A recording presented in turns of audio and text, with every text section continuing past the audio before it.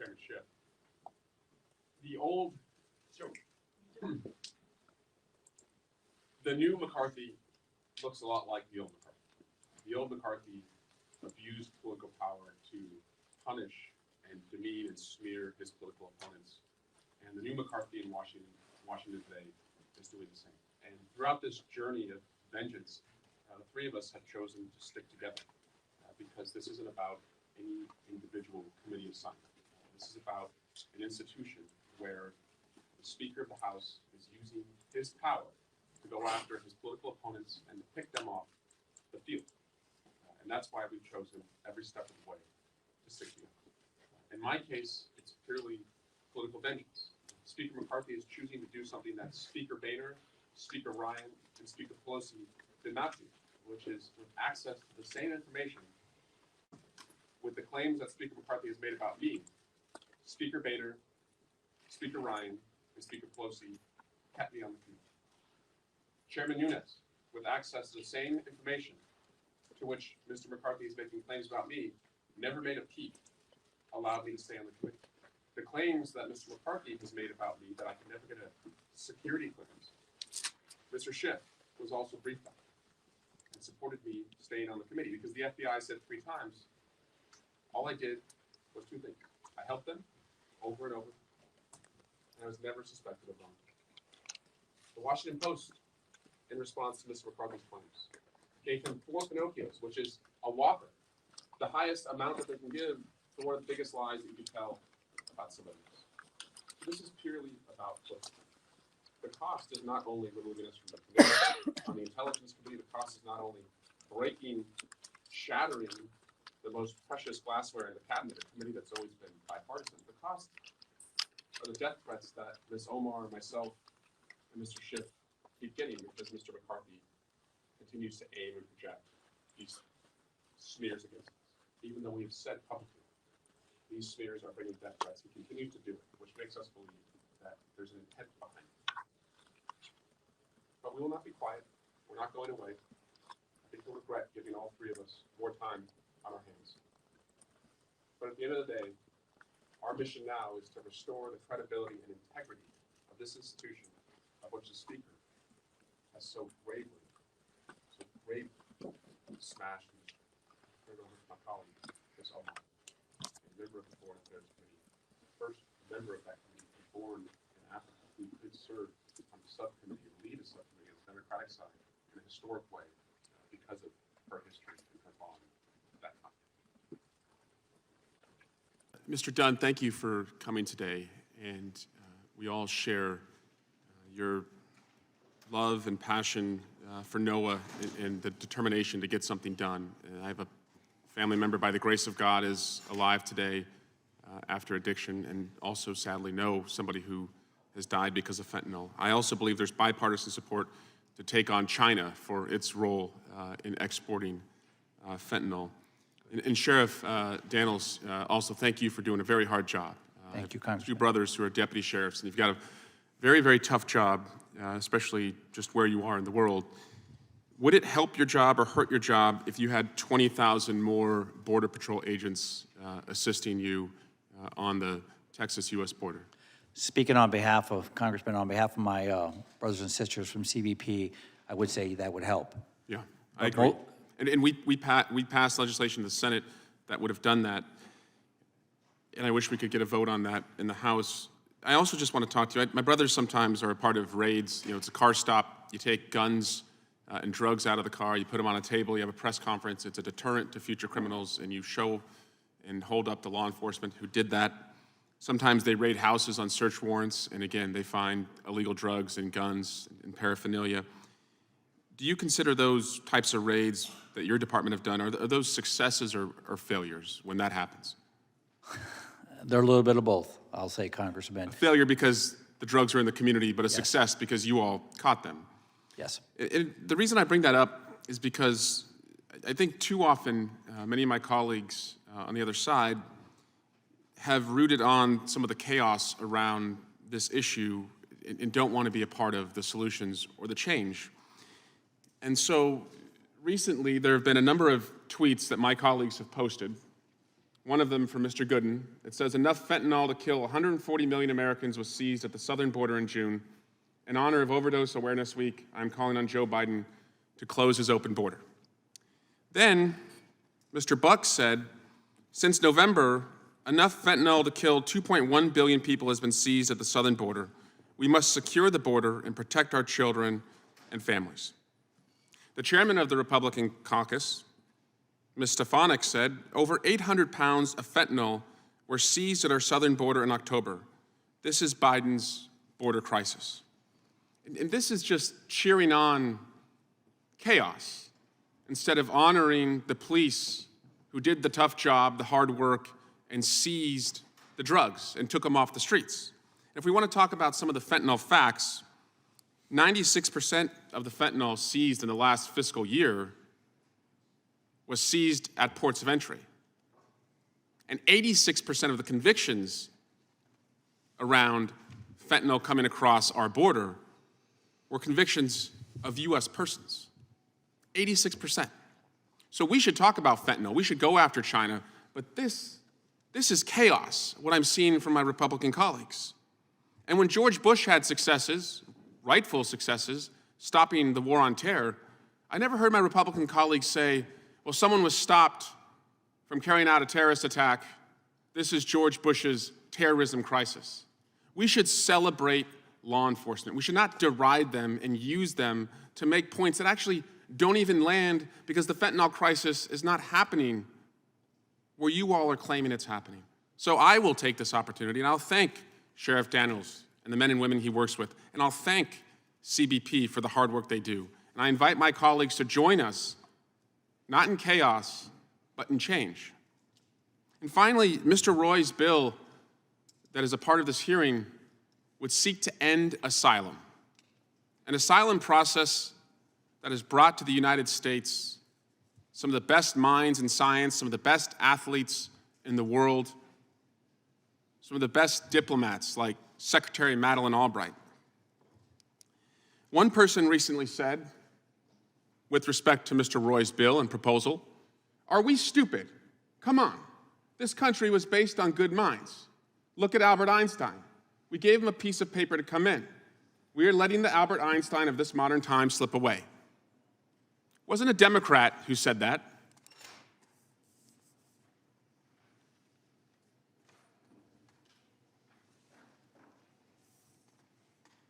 It was Mr. Roy's Republican colleague, Representative Maria Elvira Salazar.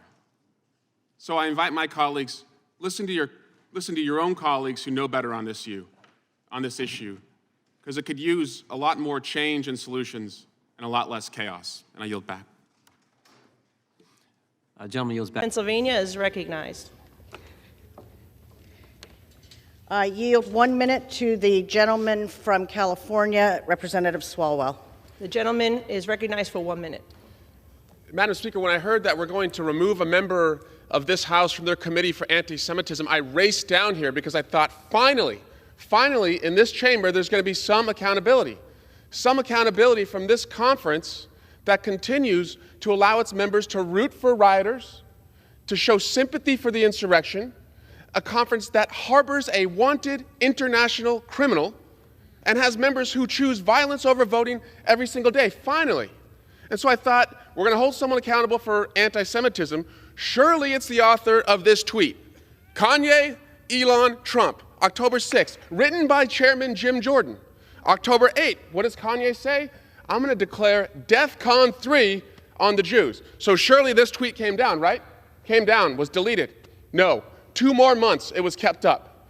2 more months. So don't come here looking at us for anti-Semitism.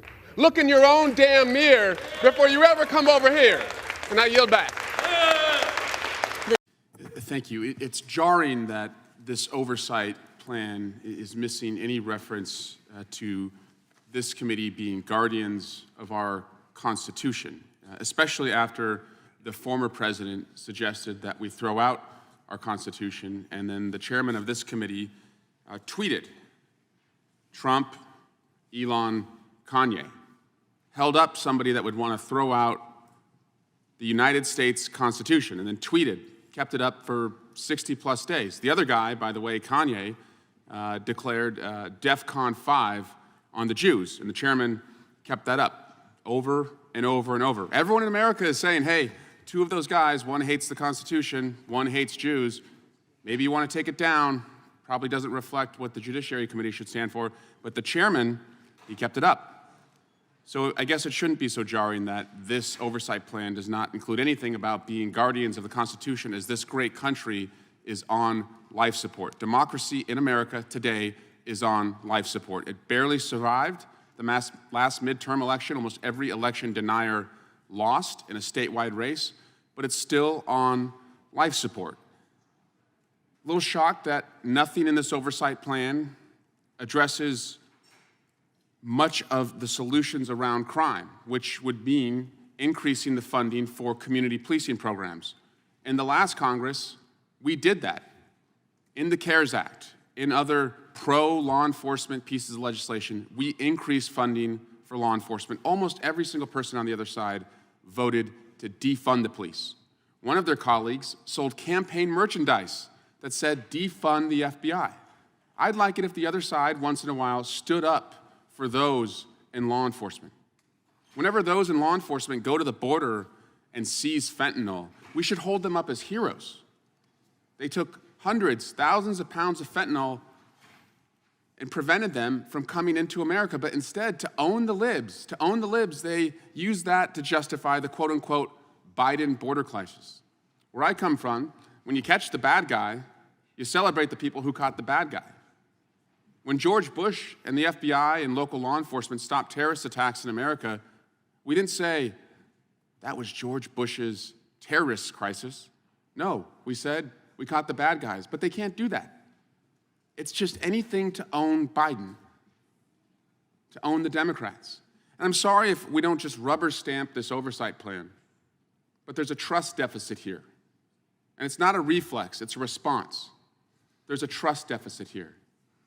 And one of the very first committees, the very first committee hearing of this Congress, Mr. Gates, after we had all agreed on what the committee's plan was going to be, it was going to be voice voted, everyone agreed, Mr. Gates wanted to offer an amendment to say the Pledge of Allegiance. That's great.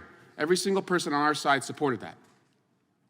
Now, I don't think he really genuinely cares about saying the Pledge of Allegiance, but he wanted to do it, again, to own the libs and to see if we would vote against it. We didn't. But who did he bring in here to say the Pledge of Allegiance? Who did he parade in here in a uniform? Somebody that he met at a gun club, he said, locally. Okay.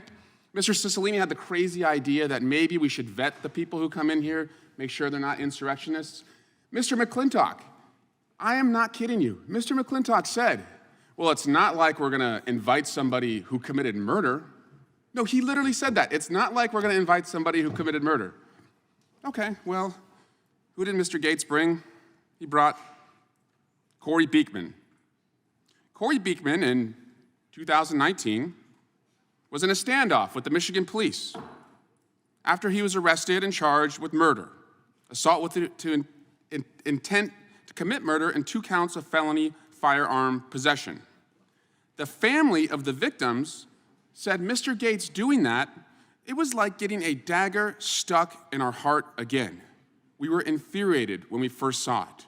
I was disgusted with the whole thing. That's why there's a trust deficit here.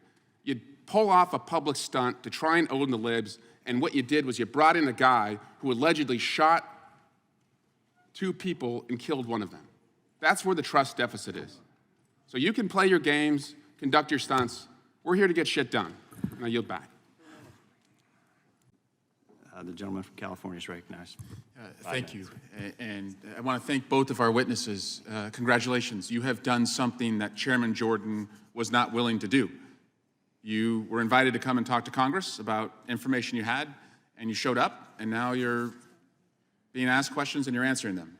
It doesn't seem so hard because you took an oath to follow the law. And so we're grateful that you're here and doing something that the chairman was unwilling and is unwilling to do. Mr. Uriarte, I want to ask you, though, I read the Jim Jordan standard to you, which was a pact that he and Elijah Cummings made in 2019, A congressional subpoena is a powerful and coercive tool. It should be used only when attempts to reach an accommodation with the witness have reached an impasse, or when necessary to obtain certain sensitive information, such as financial information, or through a so-called friendly subpoena to protect a witness. So, Mr. Uriarte, thus far, has Chairman Jordan followed his own Jim Jordan standard in his request to you and your department? Congressman, thank you for the question. I think what you're talking about here is generally the constitutionally mandated accommodation process. And I talked about in my opening, my experience over many years of doing this work is that that is a back and forth between the committee and the department, where we understand from the committee what their needs are. We work through voluntary production of documents, et cetera, and that yes, when there is impasse from time to time, there will be a subpoena that may be issued by Congress.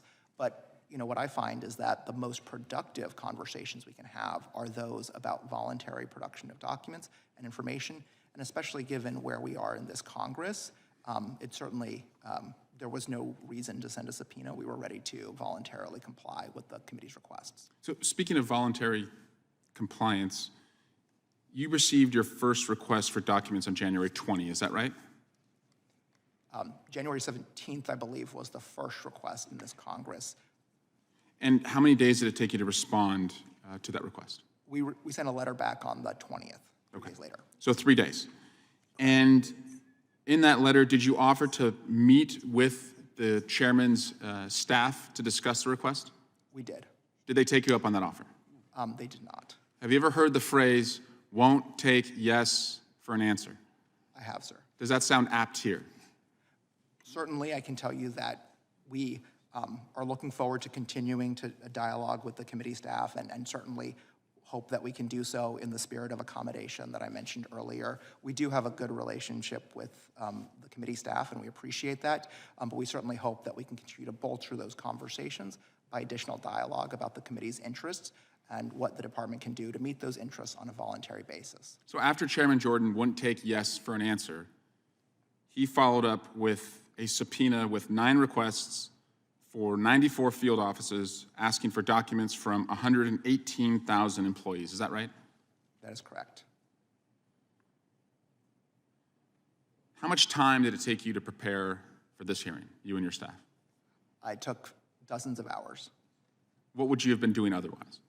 We would have been working on the committee's requests and producing documents to the committee.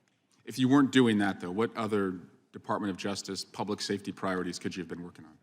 Well, certainly the Office of Legislative Affairs works on a number of different issues, including helping Congress with legislation, providing them information about grant-making activities of the department, about what's going on in their districts. But more broadly across the department, when we do receive a request like this, it will impact the law enforcement components and prosecutorial components of the department.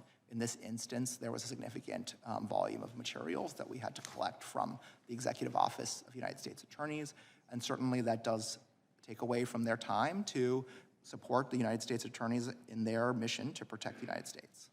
And Mr. Uriarte, at your Senate confirmation vote, how many Republican senators voted against you? On the floor vote, it was a unanimous vote in my favor. And Ms. Graham, our dear missed colleague, in your confirmation vote, how many Republican senators voted against you? That would be helpful. Thank you, Ranking Member Swalwell. My vote on the floor was a unanimous as well. Great, thank you. So you're looking at 2 bipartisan, unanimously confirmed witnesses who, again, did something that the chairman of this committee was not willing to do, which was follow a subpoena request. And I yield back. From California is recognized for 5 minutes. Well, now we know why we're here. After a round of questioning, it's clear why we're here. We haven't heard one shred of evidence that any parents were unlawfully targeted by the Department of Justice, but we did hear a lot about Mar-a-Lago. And that's why we're here. Because when the Republicans went into the majority, they formed the largest law firm in Washington, D.C., who would advocate on behalf of just one client, one very, very small man with a lot of grievances that they're going to carry out. We're living through today a corrupt bargain.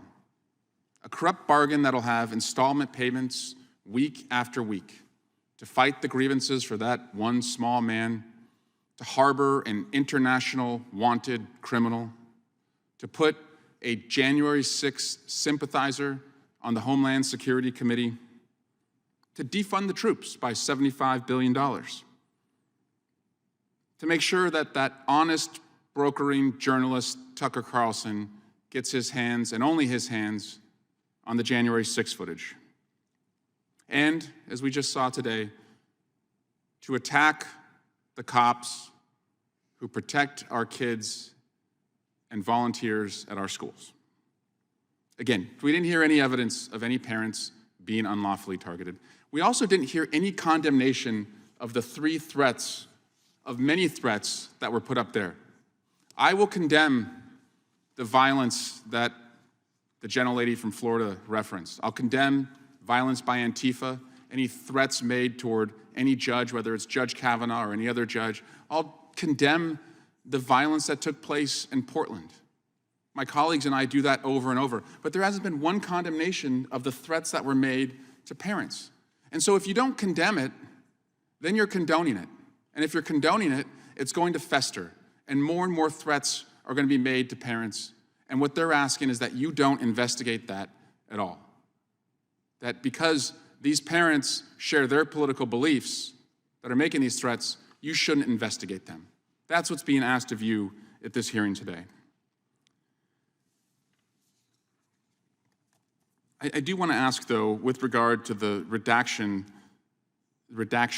on those documents, Ms. Graham alluded to it, but am I right that anyone who is below what's called an SES level in federal government, which is a senior government employee, any employee's information, their name, contact information, et cetera, would be redacted just to protect those civil servant employees? Yes. Personal information is redacted. And I want to ask, Mr. Uriarte, you've referenced over and over that you're willing to meet with the staff. You're here, you've got your team here behind you. Ms. Graham's here, she's got her team behind you. I see the staff of the majority is here.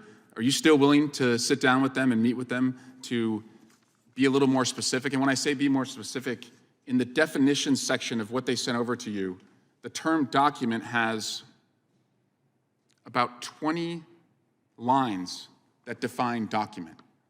And they're asking for documents of 118,000 employees. So are you willing to still work with them so that they can be more specific and then you can be more responsive and in a manner that suits the needs that they have? Mr. Uriarte? Absolutely, we would welcome that. Great. Yes. Ms. Graham? Absolutely, and look forward to having that opportunity on Tuesday. Great. Thank you. I yield back. Gentleman from the chair now recognizes the ranking member, the gentleman from California, Mr. Swalwell, for his opening statement. The chairman just referenced in the face of continued obstruction, and I think it's quite rich that we are talking about subpoena compliance under a chairman of the full committee who was absolutely out of subpoena compliance in the last Congress. So we're going to haul witnesses in here today and claim that they did not comply with subpoenas or requests. And that request is so rich because it's coming from a chairman who himself did not comply with the January 6th committee's request. So May 31, you see a letter sent to then Representative Jordan asking that he honor his subpoena. He was asked over and over and over, you were a witness to a crime. You were a witness to the greatest crime ever committed with the most criminals ever indicted in America. Will you help your country? Will you comply with that subpoena? No compliance, crickets, absolute defiance of the subpoena. And because of that defiance, the chairman was referred, and it's still pending, to the House Ethics Committee. And why? Well, it's because he took an oath. And I want to have the congressional oath put up there, but the congressional oath mandates that members of Congress defend the Constitution without any mental reservation, or as it says on the slide, purpose of evasion. Not responding to a congressional subpoena is a direct purpose of evasion. So this is our chairman, hauling all us here, everyone here today, people at the Department of Justice, the Department of Education, who are doing important work to claim they are out of compliance when he himself is currently out of compliance. But I also want to go through what is being requested of the Department of Justice and the Department of Education, because they're actually in compliance. In fact, the first request that was sent to the Department of Justice followed, well, by the way, it didn't have a date on it as to when the compliance had to exist. Hundreds of documents were sent back. The request was so vague, it would be like typing in Google search, "What is Earth?" And the Department of Justice is saying, can you just be a little more specific and we will get you these documents? And they sent hundreds of documents back. And the claim here is that the Department of Justice has designated parents as domestic terrorists.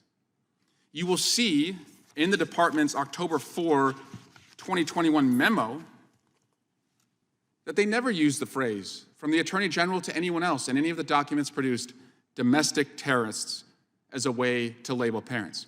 They are concerned, as local law enforcement is concerned, as state law enforcement is concerned, as federal law enforcement must be concerned, that threats are being carried out to local volunteers on school boards all over America. And apparently, the majority is here today to defend those who are making those threats. Taking time away from hanging out with the January 6th defendants at the DC jail, they're here today to defend threats like this. A threat that says, it is too bad that your mama is an ugly communist whore.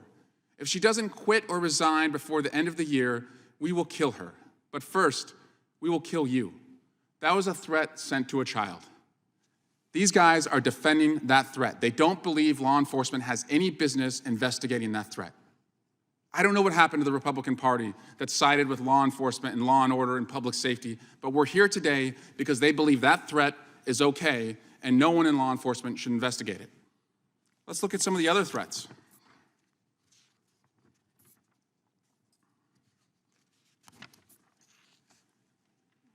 We are coming after all of you. Traitors of America, a threat set to a school board member in Dublin, Ohio. This is why Hitler threw you C-word in a gas chamber. Anonymous threat sent to a school board member in Pennsylvania. These are the people you want to have this hearing for? You go and sympathize with the January 6th defendants. You're going to stand up for the people making these threats, and you're going to haul in people who are working hard for their country, and we're going to defend these people?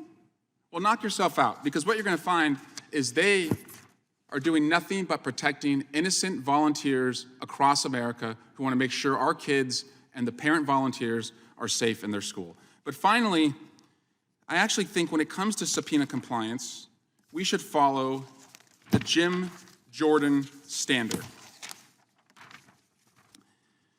Back in 2019, Jim Jordan and Elijah Cummings agreed a congressional subpoena is a powerful and coercive tool.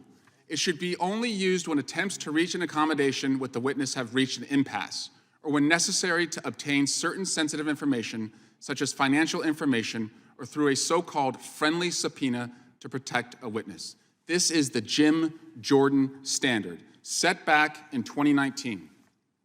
Just like the subpoena he defied when the January 6th committee sent one to him, he's defying his own standard here today by not accepting what both departments are asking you to do, which is to be more specific in your requests, to meet with their staff and go through an accommodation process. So again, we can waste our time. You can stand with the January 6th terrorists. You can stand with the terrorists who made these threats. But if you're just a little more specific, I think you'll get everything you want from the witnesses we have here today. And I yield back. I thank the gentleman. Without objection, all other opening statements will be included in the record.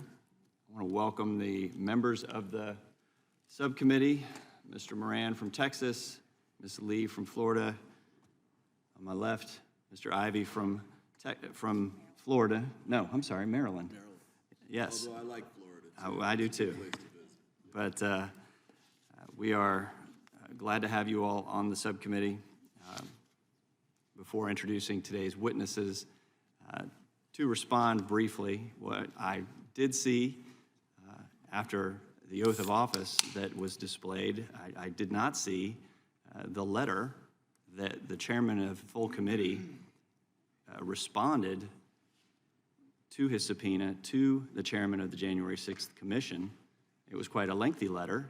Maybe it wouldn't have fit up on the screen, but it was quite detailed about engaging with the J6 commission and those prepared to engage in a conversation about cooperation. He never received any further input from Chairman Thompson. So when the last effort at establishing that dialogue was made by the chairman of the full committee, and we were waiting a response from the chairman. I would just seek a point of order. Are we responding to opening statements now? Because I'm happy to listen to yours and give a rebuttal, but I thought we had witnesses briefly stating a fact, as is the prerogative of the chairman, and I'm happy to introduce the witnesses and move ahead with our questioning of them as well. Would the gentleman yield for a moment? I'm happy to I mean, allow for a conversation to occur, but I think it's going to occur. So let's go ahead with the witnesses' opening statements. Go ahead and get them sworn in. I'll be very brief, and we can come back to it. But the comments that you just made are, I think, contradicted directly by the report that was issued that dealt with this issue specifically, as well as 3 other members of House Republicans who received subpoenas as well. So I can read through that later, but I did want to raise that now. I appreciate that. All right. Thank you.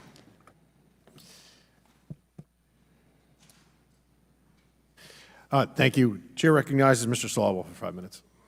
I want to thank the activists who have stayed in this fight for gun safety, reasonable gun safety, and thank you for showing up today. I'm also sorry that you were targeted earlier. You know, the same people that want to have you arrested and put in jail want to go to the DC jail this week to take the January 6 terrorists out, if you can believe that or not. Probably shouldn't be surprised that this hearing has deviated to include Hunter Biden's laptop. And for such a serious issue like this, I would encourage my colleagues to go through Hunter Biden's laptop on their own time. Whatever they want to see in there, they should do that on their own time and not when we have such an important topic like gun safety. I also have to just say, though, as the son of a police officer and a brother to 2 police officers, I'm a little surprised, especially growing up in a Republican family, that my colleagues have abandoned the position I've long known them to hold, which is to defend and protect the police. And instead, they have brought here a witness who said, "Fuck the cops." And they have among their ranks a colleague who sells campaign merchandise that says, "Defund the FBI." And the title of this is ATF's assault on the Second Amendment. This is a law enforcement agency charged with protecting the community. And so what we are really coming to find is that this gang is not interested in backing the blue. They're entirely interested in backing the coup. They don't stand up for the officers who protected us at the Capitol that day, and certainly by bringing witnesses here today that say "fuck the cops," we know that that's exactly where they stand. Otherwise, they wouldn't have invited somebody like that. But what's really disturbing is that this hearing has gone way outside the mainstream, because most Americans believe that you should be able to own a firearm to protect yourself, that you should be able to own a firearm to take your kids hunting, and that you should be able to own a firearm to go to a range and shoot for sport. Most Americans agree with that. An organization called 97%, which only focuses on gun owners, has found that 78% of gun-owning Republicans want laws that restrict the ownership of a firearm if you've been committed of a violent crime. 70% of gun owners also want, according to 97%, red flag laws. Most of us live in the great big center where we think that we can protect our kids and protect the Second Amendment. What we're seeing here today is just chaos. They don't want solutions. They want chaos. They want to attack the people who are charged with protecting our community. And also, I always thought Republicans were, the self-proclaimed protector of free markets. But here, they seem to have a problem that a free market society that has banks would say, we don't want to bank with a certain individual. They had no problem when, in a free market, a baker said, I don't want to make a cake for a gay couple, never stood up for that guy, but they're here to stand up for someone where a bank said, we don't want to do business with this particular client. I do want to ask you, Mr. Wilcox, if you wanted to respond to Mr. Jordan when he said and suggested the ATF does not meet with gun manufacturers and sellers. Do you have a response to that? I think the ATF has an open door policy, both to the regulated industry and to interested members of the community. And I really do commend Director Dettelbach and the ATF for taking that approach to really take in all views. And I agree, they should do that. They should have open dialogue with manufacturers and sellers.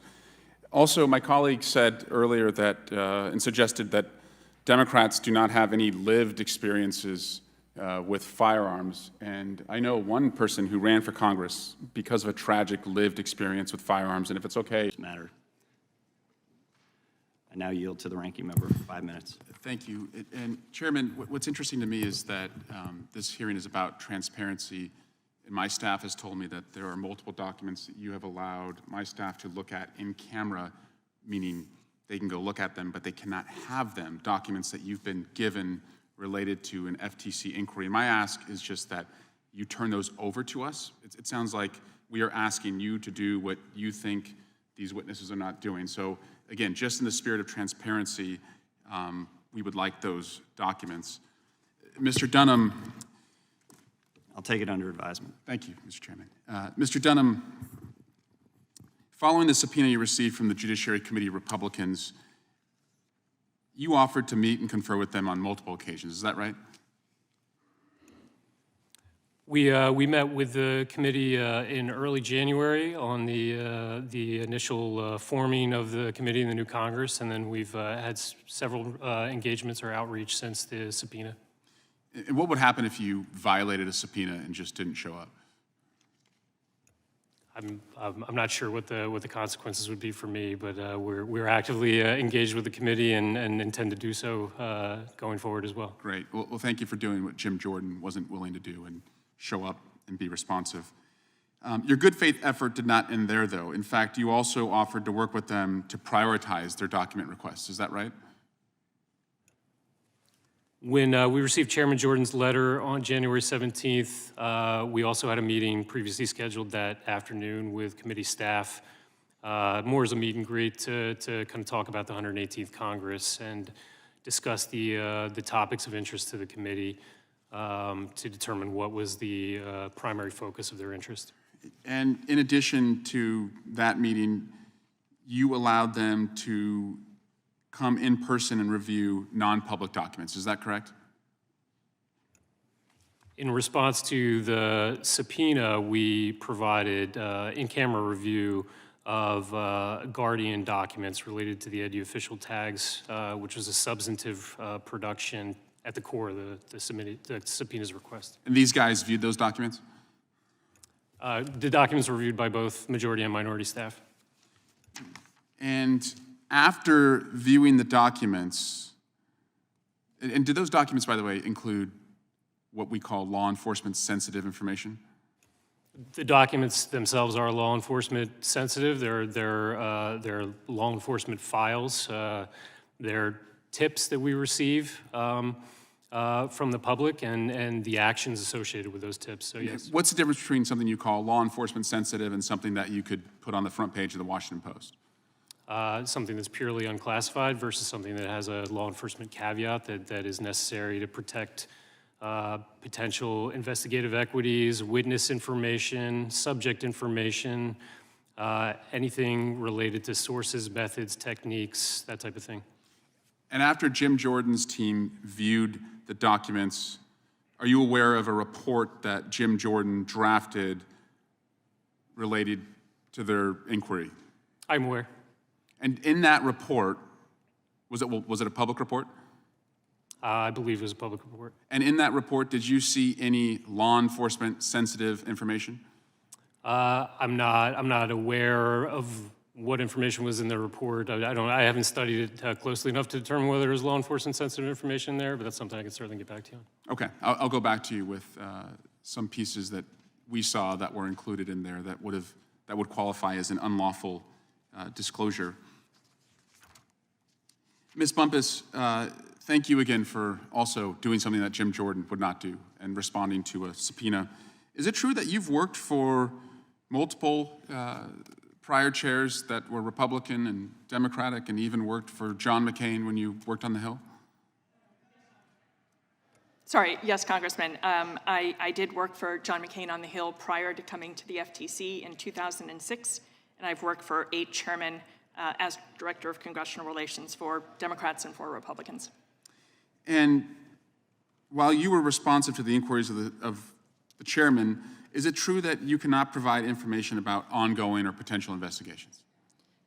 That is correct. Under the rules of the commission, we cannot disclose non-public information without a vote of the commission. So would you be committing a crime if you did what Jim Jordan is asking you to do? I cannot speak today about non-public information or about ongoing investigations. Thank you. Yield back. Another partners meeting of Insurrection LLC. That's what this is. This is the newly formed largest law firm in Washington, D.C. Only has one client, maybe a second client that we're going to learn about today, but that client is former President Donald Trump. Their job is to litigate every one of his petty grievances. Perhaps the next client is Elon Musk, and that's why FTC has been called here today. But Jim Jordan's obstruction of justice committees that he's overseeing have less credibility today than they did when we convened just 3 weeks ago. It's now 321 days since this subpoena was sent to Jim Jordan that he did not comply with. So it's comical that we are here today under Jim Jordan's leadership asking people why they don't want to comply with subpoenas. The guy won't comply with the one that was sent to him 321 days ago. Witness to a crime, the crime that has led to more arrests than any investigation in America. He's a witness being asked to do his patriotic duty and respond to a subpoena 321 days later, refuses. Also, since the last hearing of this committee to obstruct justice, Chairman Jordan is now interfering in an independent criminal prosecution. There's an investigation in Manhattan, also in Atlanta, also at the Department of Justice, into the former president. And Jim Jordan has sent a letter to the independently elected District Attorney, Alvin Bragg of Manhattan. He is asking Alvin Bragg to commit a felony. Why is he asking Alvin Bragg to commit a felony? To help Donald Trump. Why is it a felony? Because if Alvin Bragg were to turn over what Jim Jordan is asking, Alvin Bragg would be violating New York law that says you cannot turn over grand jury proceedings. But that's what they're asking him to do. Again, the law doesn't matter if your client is Donald Trump. The other day, Jim Jordan was asked, well, what do you think of the former president who put out on Truth Social the other day essentially another call to action, a January 6th-like post, when the former president said this posting. Jim Jordan was presented with this post by the former president that calls for death and destruction. And Mr. Jordan said that he would need his glasses. He was looking the other way. Jim Jordan looking the other way. Well, we have blown up on the screen, and we've put it right here, and I'll leave it for Jim Jordan. This is what Donald Trump said, Mr. Jordan. What kind of person can charge another person, in this case a former president of the United States, who got more votes than any sitting president in history and leading candidate by far for the Republican Party nomination, with a crime, when it is known by all that no crime has been committed, and also known that potential death and destruction in such a false charge could be catastrophic for our country? Why and who would do such a thing? Only a degenerate psychopath that truly hates the USA. Again, I'm going to leave this up here in probably 200 font, so Mr. Jordan doesn't need his glasses to read it. The same individual who posted this also posted this photo. There you go, Donald Trump, real tough guy, holding a baseball bat next to a picture of that independent prosecutor that Jim Jordan wants to commit a felony, Alvin Bragg. But you won't hear from this committee to obstruct justice any condemnation of what Donald Trump posted. They can't condemn him. They can't. So, in their silence, they condone it. And in these posts from Donald Trump, he incites more and more Americans to commit violence, like a woman who was arrested yesterday near Times Square with a knife, seeking to carry out an act of violence in Donald Trump's name. So what has changed since the last hearing? Well, we have now learned that the FBI investigated tips that they were asked to investigate through a tip line. That's their job, to run down every single lead.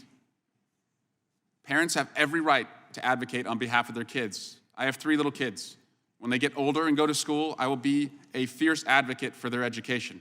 No parent has a right to threaten a school board volunteer. If a threat is brought to the FBI, it's their duty to investigate those threats. We have also learned from all the document production from DOJ and the FBI and the Department of Education that there is not one instance where the Department of Justice called any parent or a group of parents domestic terrorists, as has been claimed by Jim Jordan. We also learned at the last hearing that this isn't really about parents and kids at all. Mr. Van Drew spent almost all of his time wanting to go into the Mar-a-Lago search. Again, this is about one client and litigating his grievances. But it's also about a tweet that Jim Jordan posted back in the fall. Kanye, Elon, Trump. Now, after that tweet was posted, Kanye said he's going to declare DEFCON 3 on the Jews. The tweet stayed up for months. Everyone was like, hey guys, turns out your hero, Kanye West, hates the Jews. We all stand with Israel. Please take down the tweet. They didn't take down the tweet. They kept the tweet up. Day after day, Jewish community, they're hurting. They say, please don't put this tweet up. It stays up. So we can cross Kanye out, but it looks like we're here today for the other two, Elon and Trump. And we're also here because the Republican Party that's done such a great job over many years standing up for the police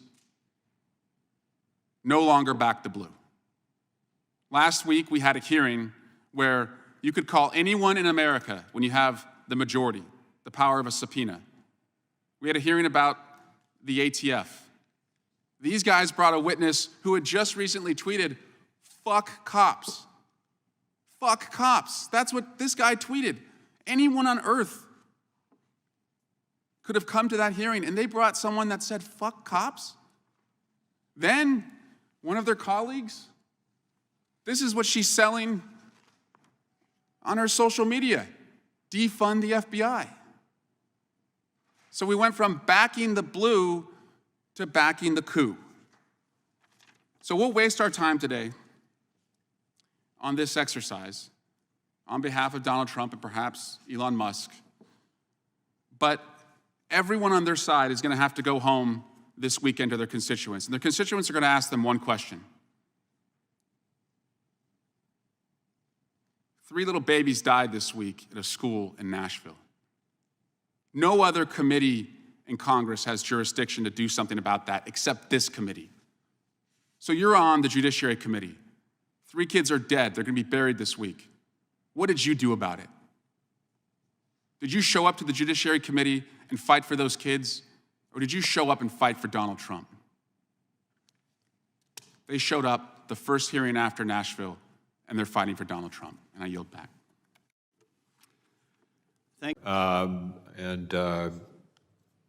Gentleman yields. I now recognize Mr. Swalwell from California for his 5 minutes question. Congress. Mr. Secretary, you want to respond to that? Can I take 20 seconds? Yep. To say that we are doing nothing is an absolute falsehood.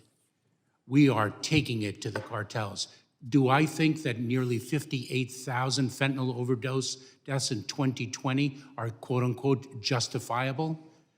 This department has worked to stop the trafficking of narcotics since its very inception. And we both know very well that the drug problem in this country requires a two-pronged approach to address the supply and to address the demand. And this fight continues, and we are taking it to the cartels in an unprecedented way. And Operation Blue Lotus that we launched in the middle of March is one powerful example of what we are doing to only increase our effort to address this scourge that is killing so many Americans. But to say that we are doing nothing is unequivocally false. Mr. Secretary, you oversee one of the largest law enforcement personnel in America. Is it the position of the Biden administration to fund or defund the police? It is to fund the police. And does that include to also train them to catch the bad guys and also not to harm the good guys? Congressman, that is the sworn oath of officers. And you would agree that unlike any time before in our history, police officers are in danger today. They have a target on their back, violence committed against them. Congressman, I know that law enforcement officers are under tremendous attack.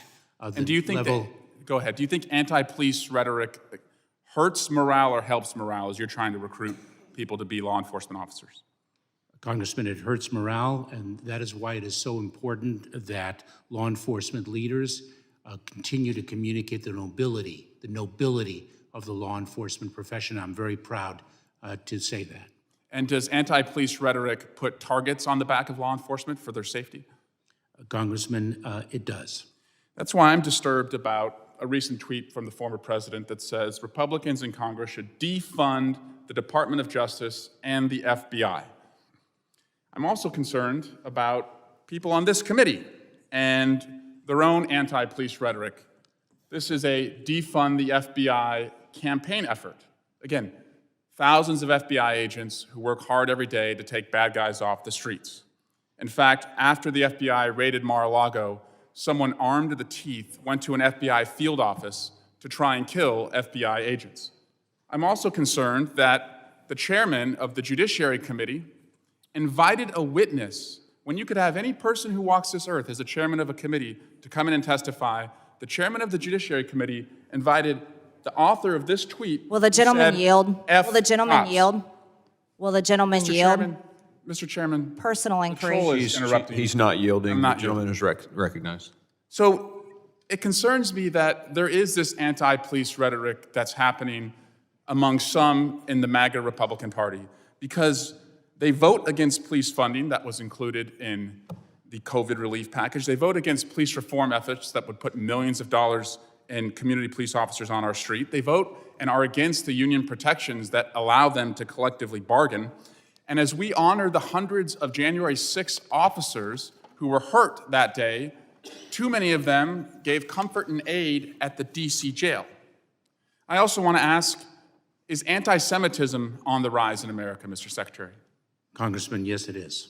And are we seeing increases in violence toward Jewish Americans? Congressman, yes, we are, and we are seeing that for other minority groups as well. And so when an influencer like Kanye West, who has millions of followers on social media, says that he's going to declare DEFCON 3 on the Jews, do you think that increases threats to Jewish Americans or decreases threats? Words like that increase the threat to minority groups, Congressman. And that's why it surprises me that the chairman of the Judiciary Committee tweeted out, Kanye, Elon, Trump. Well, we know what Trump thinks about law enforcement and what is happening in law enforcement right now with targets on their back. But this tweet was kept up for months after Kanye West said that he was going to declare DEFCON 3 on the Jews. Mr. Secretary, do you believe that all of us have a responsibility to elevate our rhetoric and to denounce anti-Semitism and anti-police rhetoric in this country so that Jewish Americans and police officers can be safer? Congressman, I do. Thank you, and I yield back. This is the gentlelady from Georgia, Ms. Green. That was quite entertaining from someone that had a sexual relationship with a Chinese spy, and everyone knows it. But I move to take her words down.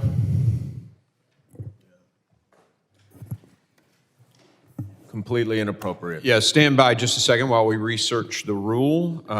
Give me just a second. I need to make sure I have my full 5 minutes.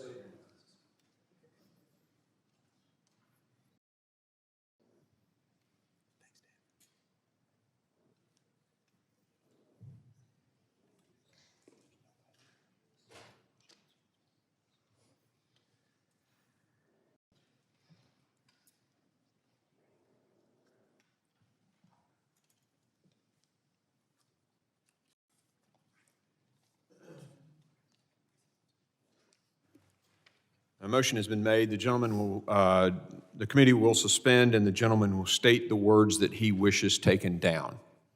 Everything that the gentlelady from Georgia has said. No, you need to be more The specific. Mr. Gill. accusations of an affair with a Chinese spy, those are engaging in personalities, and those words should be taken down, and the gentlelady should not be able to speak anymore in this hearing. That is not, the latter part of that is not an appropriate motion, but we will evaluate the striking of those words.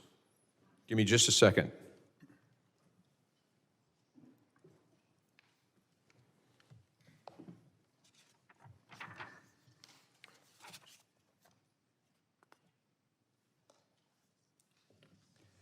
The chair recognizes the gentlelady from Georgia and asks if she would like to retract those words. No, I will not.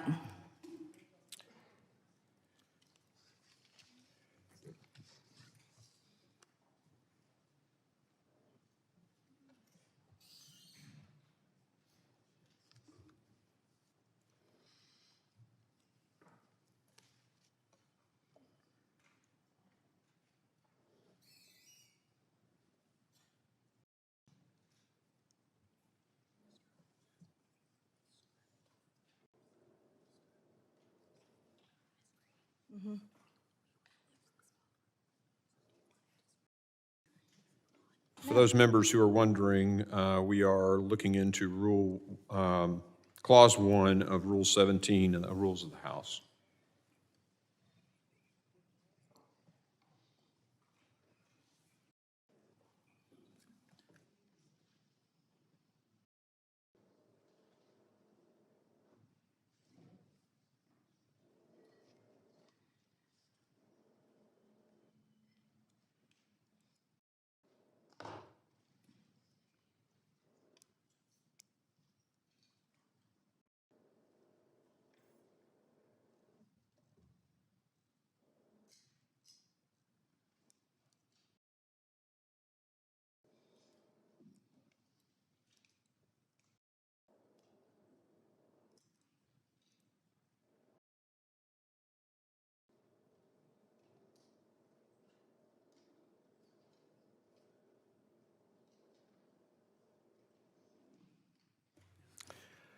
Okay, the chair rules that those words that were spoken are not going to be stricken from the record.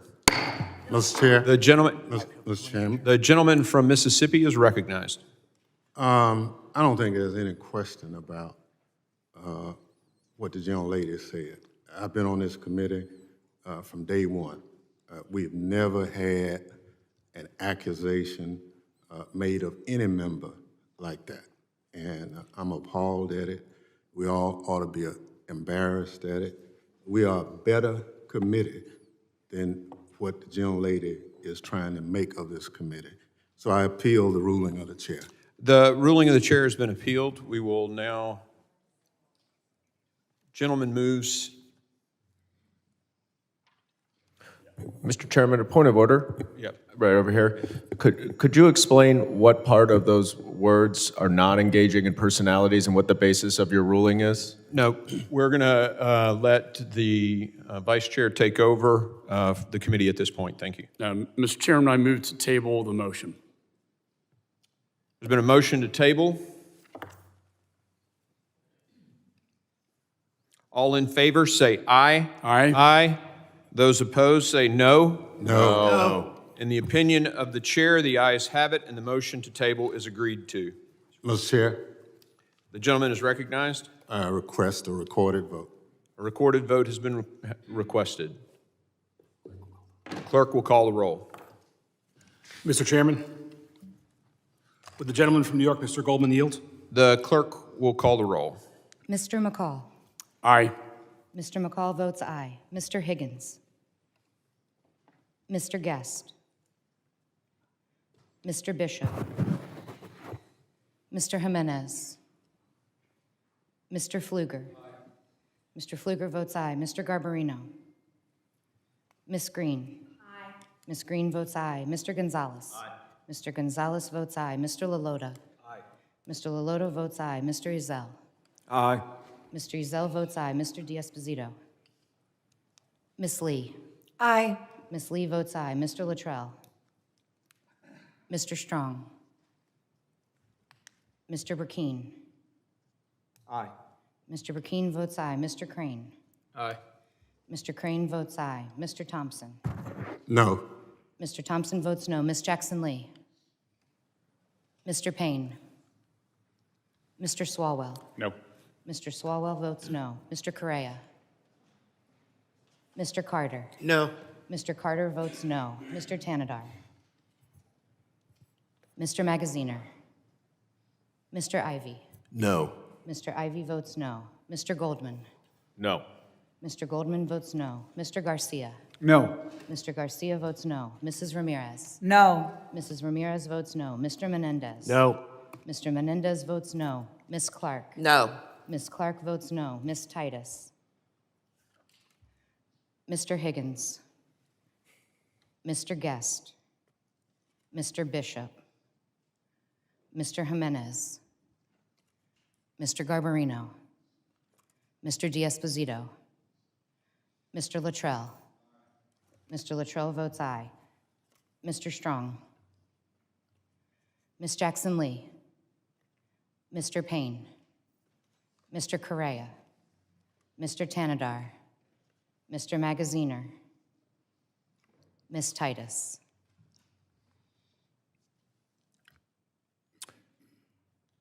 Are there other members in the room who wish to have their vote recorded? Clerk, how am I recorded? You are not recorded. The chair votes aye. Chairman Green votes aye. The clerk will report the tally. Mr. Chairman, on that vote, there were 11 yeas and 9 noes. The ayes have it, and the motion is agreed to. The previous motion is tabled. The gentlelady from Georgia is recognized, and we will give her the time. The clock was stopped, and we'll give you an extra 10 or 15 seconds. California for 5 minutes. Director, Okay. Watch this stuff. Director, right over here. Director, our kids are dying. They're dying in their schools. They're dying in their communities.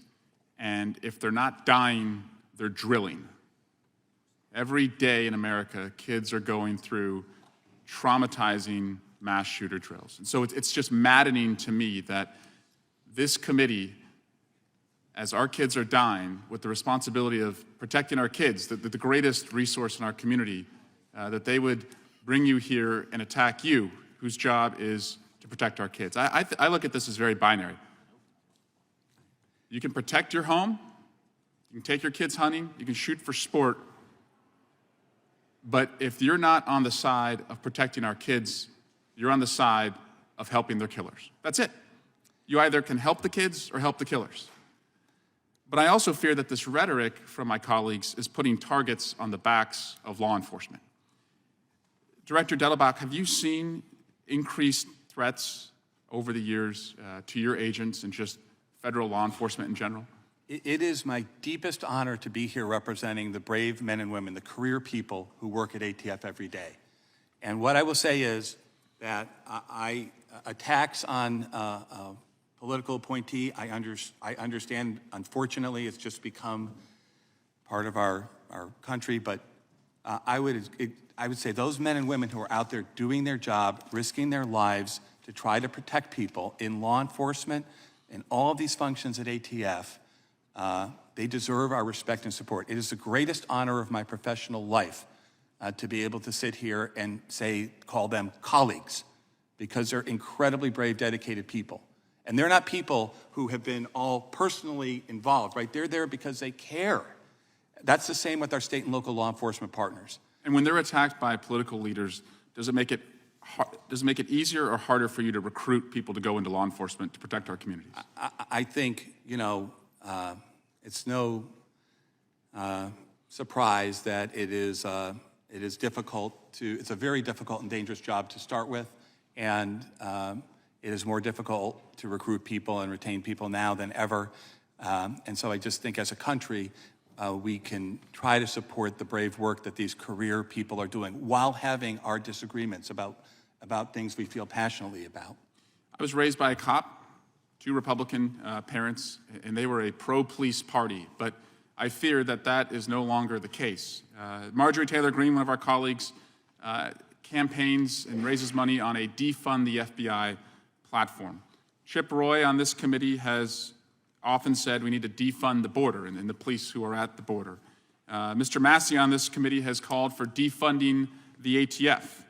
The chairman of this committee, Jim Jordan, recently said in a TV interview that he wants to defund the FBI and the Department of Justice. And this committee's chairman had, before this committee, in just the last 45 days, a witness who said, F cops. When you're the chairman, you can call anyone who walks this earth as a witness. And they called somebody who had recently tweeted this year, F cops. So, Mr. Dettelbach, I fear that they continue to put a target on the backs of good, honest, working cops who walk the beats in our community, and I share your concern with that. I also want to ask you if it would surprise you to learn that JAMA Network, which is a medical journal, recently estimated that the economic consequences of gun violence in our community is $557 billion a year. That takes into account police investigations, medical treatment, long-term physical and mental health care, earnings lost to disability or death, criminal justice costs, pain and suffering, and that is equal to 2.6% of America's gross domestic budget, 5 times the budget of the Department of Education. I hope that eye-popping number, if kids dying in our classroom doesn't get the attention of my colleagues, I hope money will talk to them. But does it surprise you to learn that that's the estimate, $557 billion a year? I don't know about the particular numbers. I know, obviously, violent crime costs our society in many ways. It costs a physical, a psychological, community, medical, and financial toll. Thank you. I yield back, Mr. Chairman. Gentleman yields back. Gentleman from Kentucky. Problem. I yield back. Gentleman yields back. Next, Mr. Swalwell. Thank you. Ms. Rodriguez, welcome, and thank you for coming today to testify. Ms. Rodriguez, were you at the Capitol on January 6th? Was I at the Capitol? Yes. No, sir. I was on the premises outside of a reflection pond waving a flag. So you were on the Capitol grounds? I'm not sure if that's technically Capitol grounds. I was near the street. Is this your tweet right behind me at 3:05 on January 6th, 2021? I really do not know. Okay. Are you at Secure Border TX? Yes, sir. Okay. Can you see that picture? I can. Mm-hmm. Did you go any farther than where you were in that picture? No, sir. Did you ever cross any police barricades on January 6th? Not that I'm aware of. Did you ever see any violence on January 6th? No, I did not. I did see a red flare go up. I don't remember the time, but that was about it. I did not encounter any violence. As a matter of fact, it was quite peaceful. I was involved in some prayers the day before. So January 6th, over 150 officers were injured. 1 lost an eye, 1 lost a finger, 1 lost a life, but you didn't see any violence? No, sir, I did not. That was not my experience. You agree, though, that violence against police officers took place that day? Sir, I'm not quite sure what this has to do with the exploitation of children, like the young girl who wore this band. Sure. I guess, you were called, you publicly tweeted this, the majority knew that you were on the Capitol grounds on January 6th. And so, your credibility is just as every witness, including the Democratic witness, is fair grounds for questioning. And so I guess my question is, you are aware that violence took place at the Capitol on January 6th. That's what the media says. Okay. Do you believe the media? Inherently, I do No, not. about January 6th. About January 6th, I can only go by my personal experience, and I absolutely, if waving a flag and praying outside of the Supreme Court and standing outside waving a flag on public property is a crime, I'm not quite, again, I'm really not sure what relevance. We have children that are being raped using our taxpayer dollars. There were I'm not waving- quite sure what this has to do with me waving a flag has to do with. So you were among a crowd that did commit violence. And my question for you is, and I accept you at your word, you did not commit any violence that day, you didn't see any violence that day. Certainly, it's not a lie, it's not made up that 150 officers were injured. But my question is, to your credibility, will you condemn the violence that took place against the officers that day? I absolutely condemn any violence, including the violence that is occurring at our southern border using our taxpayer dollars. Absolutely. Okay. And did you tell the majority before they invited you here that you had participated on the Capitol grounds on January 6th? Did I tell the majority that I waved a flag on? Did they know that public you grounds? had been at the Capitol on That January? was not a question that I was asked, no, sir. And as it relates to January 6th, you also posted a tweet that encouraged people to attend that day and, quote, fight for Trump. Do you remember writing on January 1, 2021, imagine over 1 million patriots screaming, fight for Trump.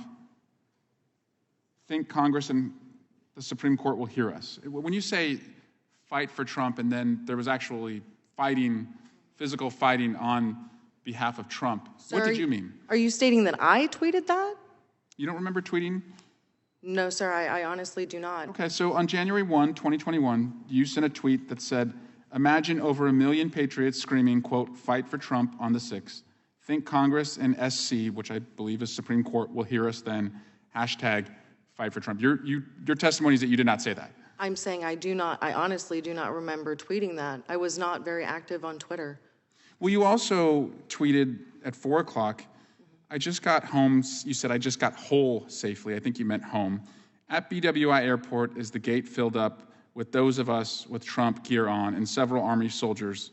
Near time to boarding, our gate was surrounded by airport security. The gentleman yield for a moment? No, I will not yield. So you tweeted regularly throughout the days leading up to January 6th. You asked people to fight for Trump, and then you took a picture of yourself near the Capitol. So I just want to know, when you say fight for Trump and people ultimately fought for Trump, do you regret those words? Sir, I do. The second one that you just read, yeah, because that was a very traumatic experience. I couldn't understand why my gate surrounding in BWI was surrounded by guardsmen and how we as a whole, everyone that was on that plane, were threatened to be removed. I could not understand because, again, I did not experience any type of violence. As far as the first one that I would have to go back and look at that. I really do not honestly remember tweeting that first. I'll make sure we give it to you. Expired, Mr. And I just want to correct, I said January 6th for the BWI airport. It was January 7th. I just want to, January 7th was when you tweeted about Mr. BWI. Nels. Thank you, Mr. Chairman. Ms. Rodriguez, I apologize that you had to. You're here for a hearing on the border. They don't want to talk about a border. Mr. Swalwell is down there. Obviously, everybody knows he's made some comments. He's got a checkered past. He's alleged relationships. A checkered past? I would ask. It's my time. Alleged affairs, relationships with No, Yum sir. Yum. You don't get to say that shit. That's not true. He had alleged relationships with Yum Yum. I ask the gentleman's words be taken down. You don't get to say Mr. that, Chairman, pal. I ask the gentleman's words be taken down as casting a slur on another member. I am here. He's making. I ask the words of the gentleman be taken down as casting a slur on another member. Let us have some order and civility here, and we will take up the issues one by one. Mr. Chairman, I ask that the words of the gentleman be taken down as expressing a slur on another member. I join in that request. And the specific words were? He mentioned that Mr. Swalwell had a checkered past. I don't have the rest of the exact words, but it was a direct slur on a member of this committee. That is not acceptable. We are going to consult the precedents and take temporary recess. Thank you.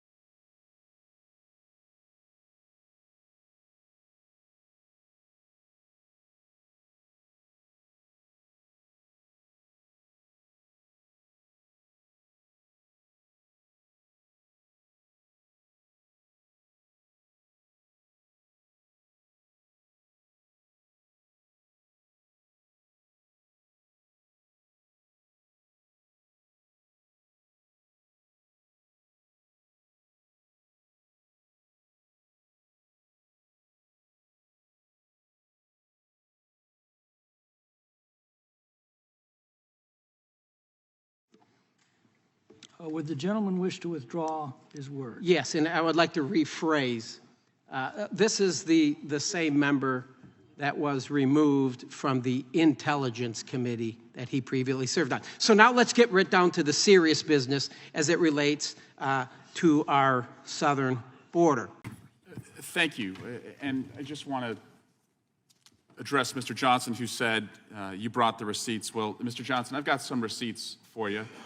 This committee met about 2 months ago, and the chairman, who can call any person in the world who walks this earth as a witness, called this guy, who tweeted just a couple weeks before the hearing, "Fuck cops." Your witness tweeted that. Not one of you disavowed that guy. Not one of you said that was inappropriate. I was stunned that you call yourself a pro-police party and you bring a witness before us that says, "Fuck cops." I don't believe in that, but I thought if you didn't believe in that, you would have taken the opportunity to say it. But no, not only did you not disavow it, you invited the guy here in Congress to be your witness. Imagine if we had ever done that. We didn't. You did. Second, I would love Mr. Johnson to disavow, because by the way, I will disavow the defund the police movement. I've never called for it. I believe, just as President Biden believes when he addressed Congress, that we should fund the police. But Mr. Johnson, will you disavow your colleague, Marjorie Taylor Greene, who tweets out and makes money off of a defund the FBI movement? Because they're police too. They protect us too. But I don't think you will. I think you're going to sit silent, and your silence, by the way, is complicity. I yield back. Gentlelady yields back. The gentleman from Virginia is recognized. Yield to the gentleman from Arizona. I thank the gentleman for yielding. Appreciate the backpedaling at an alarming rate from the other side. Watch out, you might fall over backwards. We have a video to play. I think this will provide some visual summation. Please.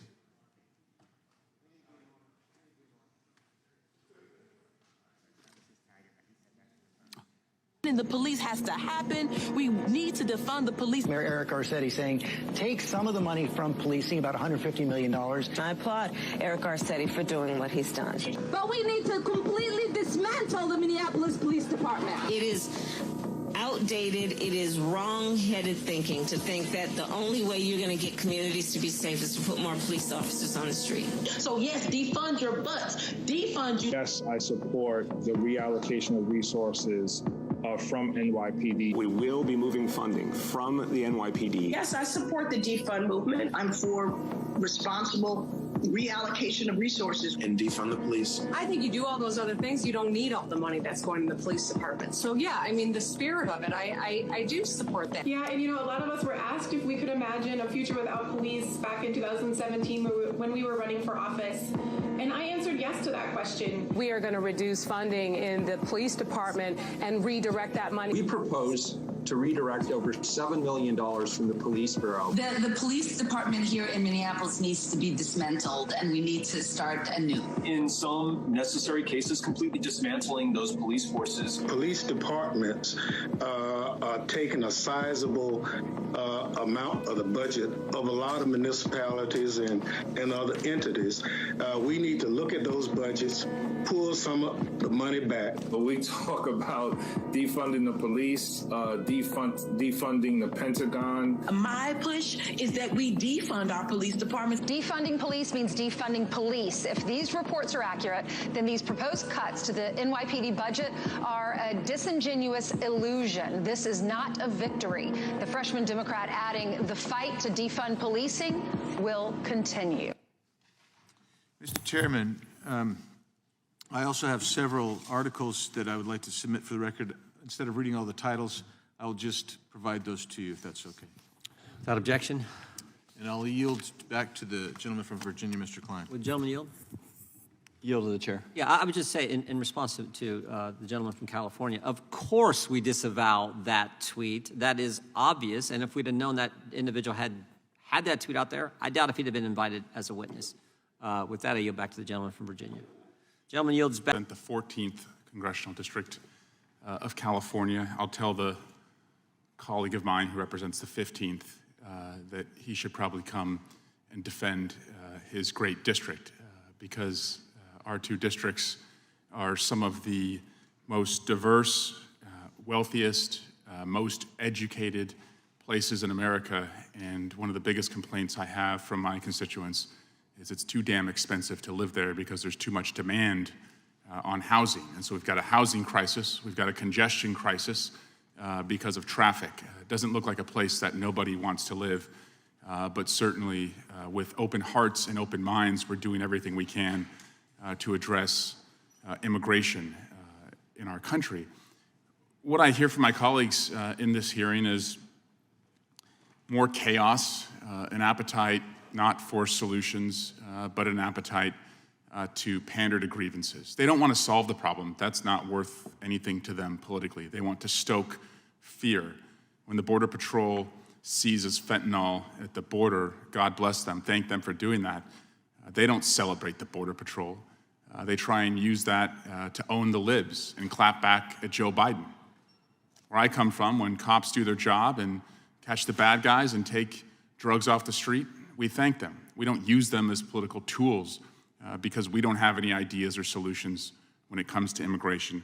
When they say we are a country of open borders, that doesn't recognize the thousands of Border Patrol agents who work on the border, work hard every day, and are trying to make sure we can secure the border. But what it does is it invites people to believe that the borders are open, and it invites more immigration to our country. Again, they don't want to solve this problem. If they wanted to solve this problem, they would have brought to the floor the comprehensive immigration bill from 2014, where 68 Republican and Democratic senators voted to secure the border, to put 20,000+ more border agents on the border, to have a pathway for earned citizenship, to take care of the dreamers who came here by no fault of their own. Republicans and Democrats voted for that. They walked away from it. And so this is really just more border theater, not border solutions. Mr. Hetfield, thank you for being a serious participant in this process. And I would just like to ask you, if we had passed that comprehensive immigration bill, the bipartisan bill back in 2014, where the most conservative members of the Senate joined some of the most liberal members of the Senate, where would we be today as far as immigration in America? There's no panacea, but we would be in a much, much better place. We would have a fighting chance to address this issue. I mean, Congress has not passed immigration reform about legal pathways since 1990. We barely had we didn't have the internet then, right? Most people didn't have computers then. This was a totally different world, and that legal pathways have been totally ignored for 33 years. Talk to me about a shortage of labor, and I see this in all sectors across my district. I see it in childcare. I see it in tourism. I see it in hospitality. I see it in construction. I've got 50+ wineries in my district. I see it with the wineries when harvest comes. What would an earned pathway or a skilled workforce pathway mean for addressing labor shortages that only lead to every one of my constituents having to pay more for the goods and services they consume? Yeah, that's exactly right. Like, we need legal pathways so that people can take jobs that American citizens are not willing to take. And there has been no movement in that area in decades. And that people are not coming here to bring fentanyl and to kill people. They're coming here primarily to work and to seek protection. And we need a system that actually identifies the people that are coming here for legitimate purposes and to give them legal pathways to do that and to identify the bad actors. But we don't have that right now. Our system is totally out of control because we have not resourced it. Great. Thank you. Yield back. Gentleman yields back. If there's no further expired, and I see Mr. Swalwell has arrived. So recognize him for 5 minutes. Why is this hearing happening within the same week that we just learned that the Department of Homeland Security announces the average daily unlawful border crossings are down sharply relative to the period before Title 42 ended? We're seeing record number of fentanyl being seized by Border Patrol, seized, not getting past them, but successes because our law enforcement are doing their job and showing up every day, and we don't congratulate them. Instead, we use that as a political tool to try and hit the Biden administration. Why is this hearing happening? It's because it's a part of a corrupt bargain, a dirty deal that allows Speaker McCarthy to stay in power. He's on an installment plan. He's got to pay an installment every week. He's got to give Tucker Carlson the January 6th sensitive police footage. He has to put Marjorie Taylor Greene on the Committee of Homeland Security, even though she said January 6th was a 1776 for our country, and she goes and visits the terrorists of January 6th at the DC jail and dishonors the police officers. Another installment is we have to defund the effort to help Ukraine to satisfy the Putin bloc that is across the aisle. And this is an installment that Ms. Taylor Greene openly admitted when she said she's voting for the crazy idea that we pay America's bills to lift the debt ceiling because she's going to get some dessert out of it. That's what she said. She said, I'm going to get some dessert out of this shit sandwich. Those are her words. This is her dessert. We all have to sit here for her dessert. The gentleman will suspend for a moment. The gentleman is warned not to use vulgarities in this committee room, and the gentleman is warned to restrain from making attacks on the motivations of members. Mr. Chairman, gentleman will proceed in order. Chairman, I apologize for quoting your colleague. Point of order. No, Chairman, I apologize. The gentlelady will state the point of order. No, Chairman, I apologize for quoting your colleague. I won't quote her again. That's offensive to you. You will refrain from questioning the motives of members. So we're here because that was a promise that my colleague told the public was made, that we get to impeach Mayorkas. So this is the predicate to bring impeachment proceedings against the Secretary of Homeland Security, who just announced last week that daily unlawful border crossings are down sharply. Look, Kevin McCarthy may have the title of Speaker, but it's clear to me, because of this hearing today, he doesn't have the job. The job is by the person who's getting her dessert here today. I also think, Chairman, it's quite rich that the title of today's hearing is whether the law is being faithfully executed, because your principal witness was declared to have been an unlawful acting Secretary of Homeland Security, and on September 17, 2020, failed to honor his own subpoena, which puts him in good company because the chairman of our committee is 400 days into not honoring his own subpoena. But we're calling this hearing a question of whether the laws are being faithfully executed with the witness who didn't honor a subpoena, chaired by a committee chairman who did not honor his subpoena. Very rich. So my question, Mr. Reichlin-Mesnick, is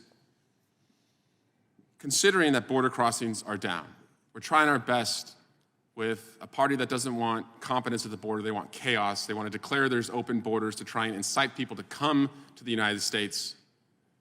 Do you see grounds at all, any predicate that would summarize why an impeachment of Secretary Mayorkas would be justified?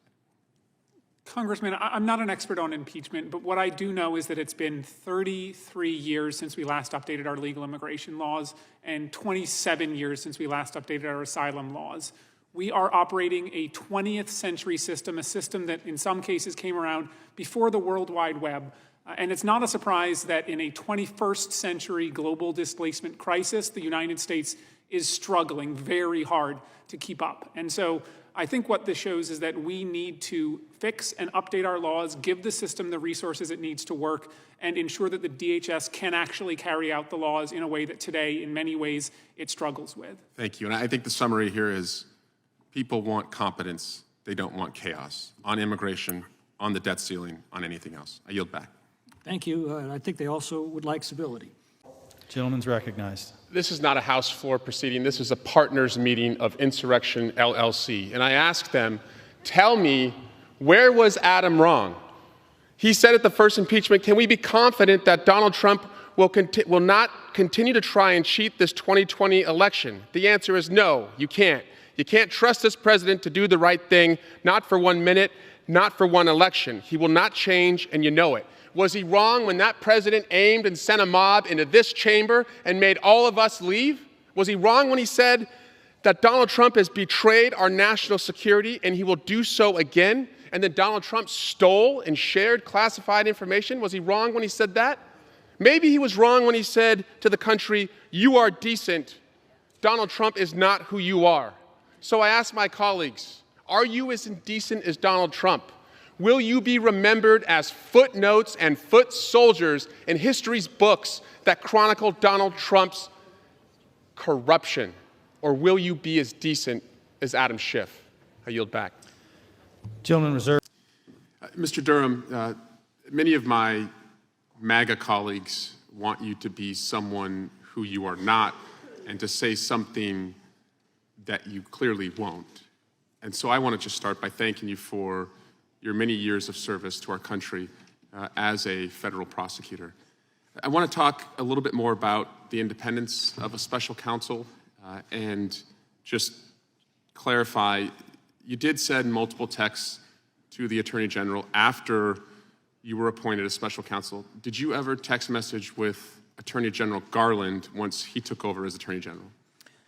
No, Attorney General Garland had me communicate through the principal Deputy Attorney General, Mr.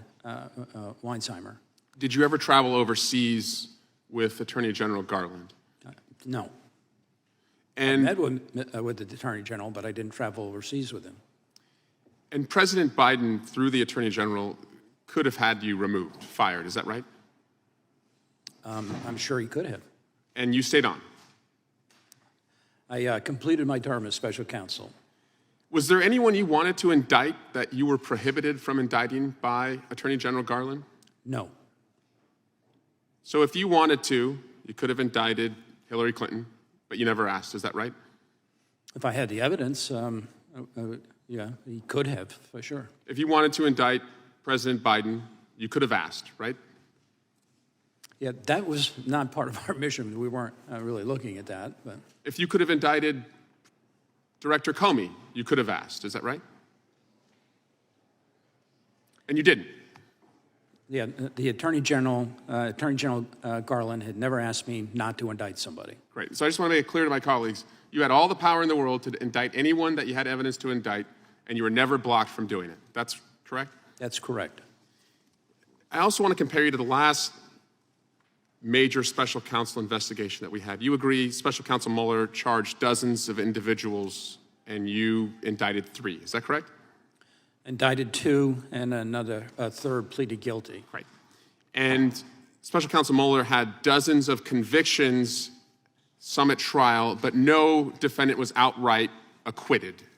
Is that right in the Mueller investigation? Outright acquitted. Across the board, every charge acquitted. Right. I don't believe there are any acquittals. I'm not sure there were dozens of convictions. There were dozens of, more than a dozen people who were indicted.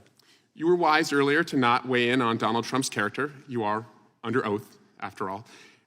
But did anything in your report prove false that Russians met with Trump's family during the campaign at Trump Tower after an offer of dirt on Hillary Clinton? Anything prove that that meeting didn't happen?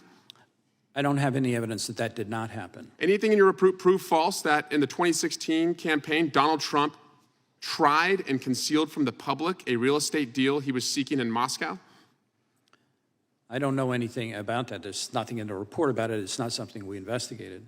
Anything in your report prove false that Donald Trump publicly asked Russia to hack Hillary's emails and then hours later they did?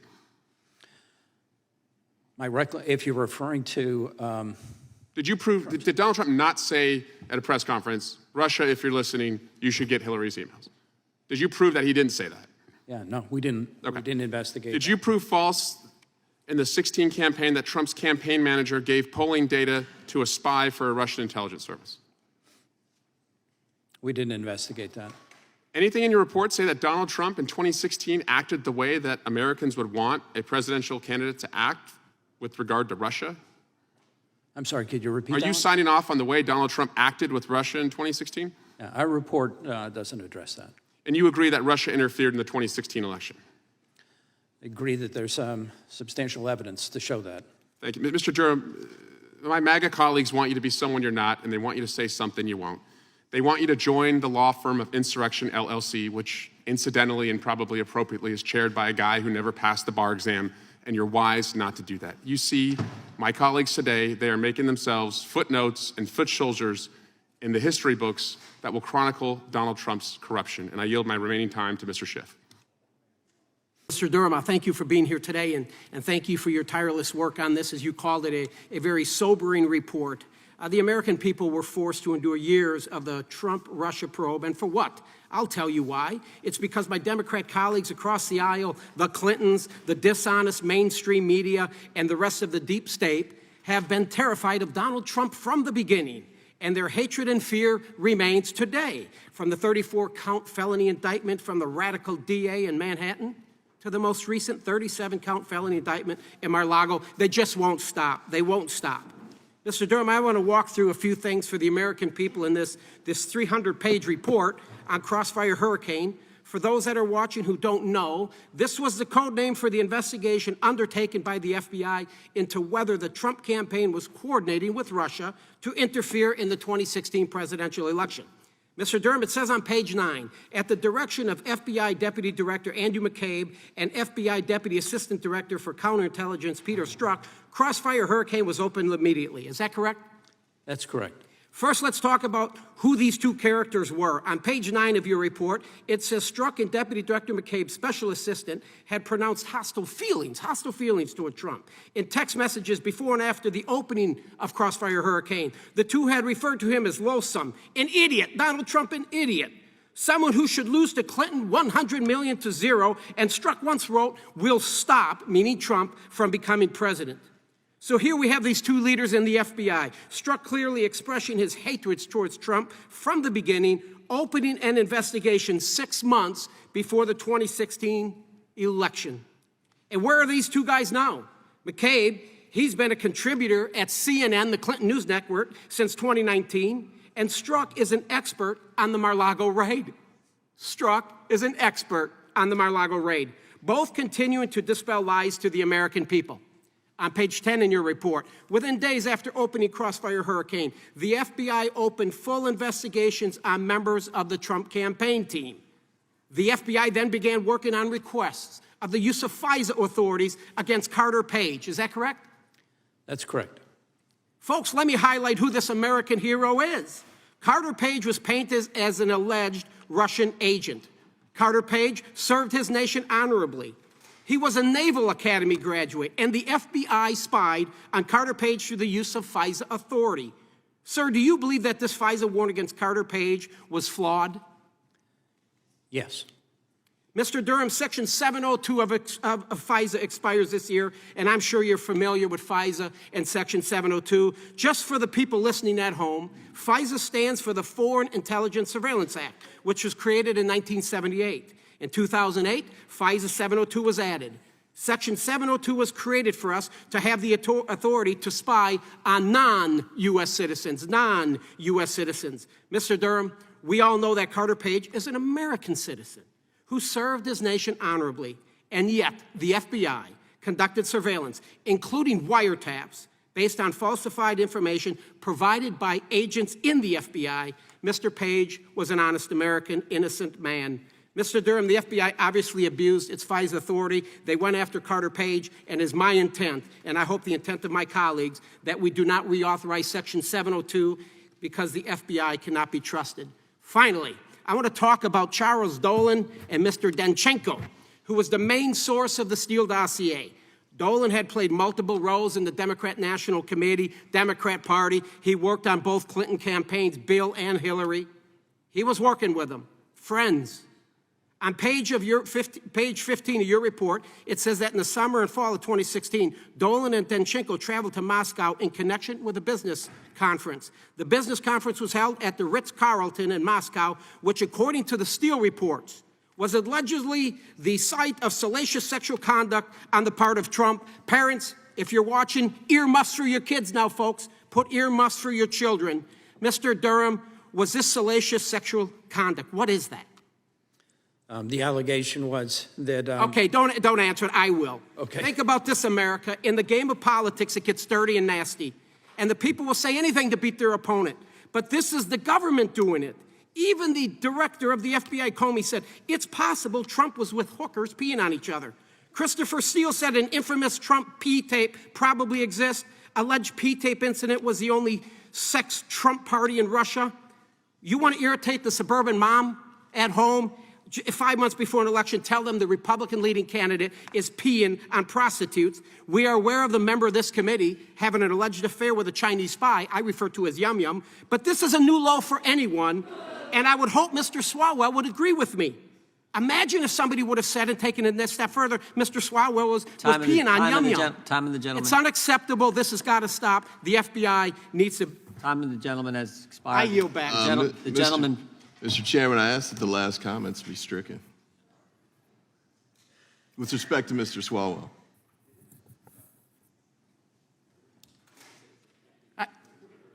My point is this, if you're going to say the President of the United States was in Russia peeing on prostitutes or vice versa, I'm just saying, could you imagine how that would affect any member of this committee? It would affect you. You're going to pick up a primary opponent, I'll guarantee that. That's a little different than making a specific allegation about a... Gentleman from California is recognized.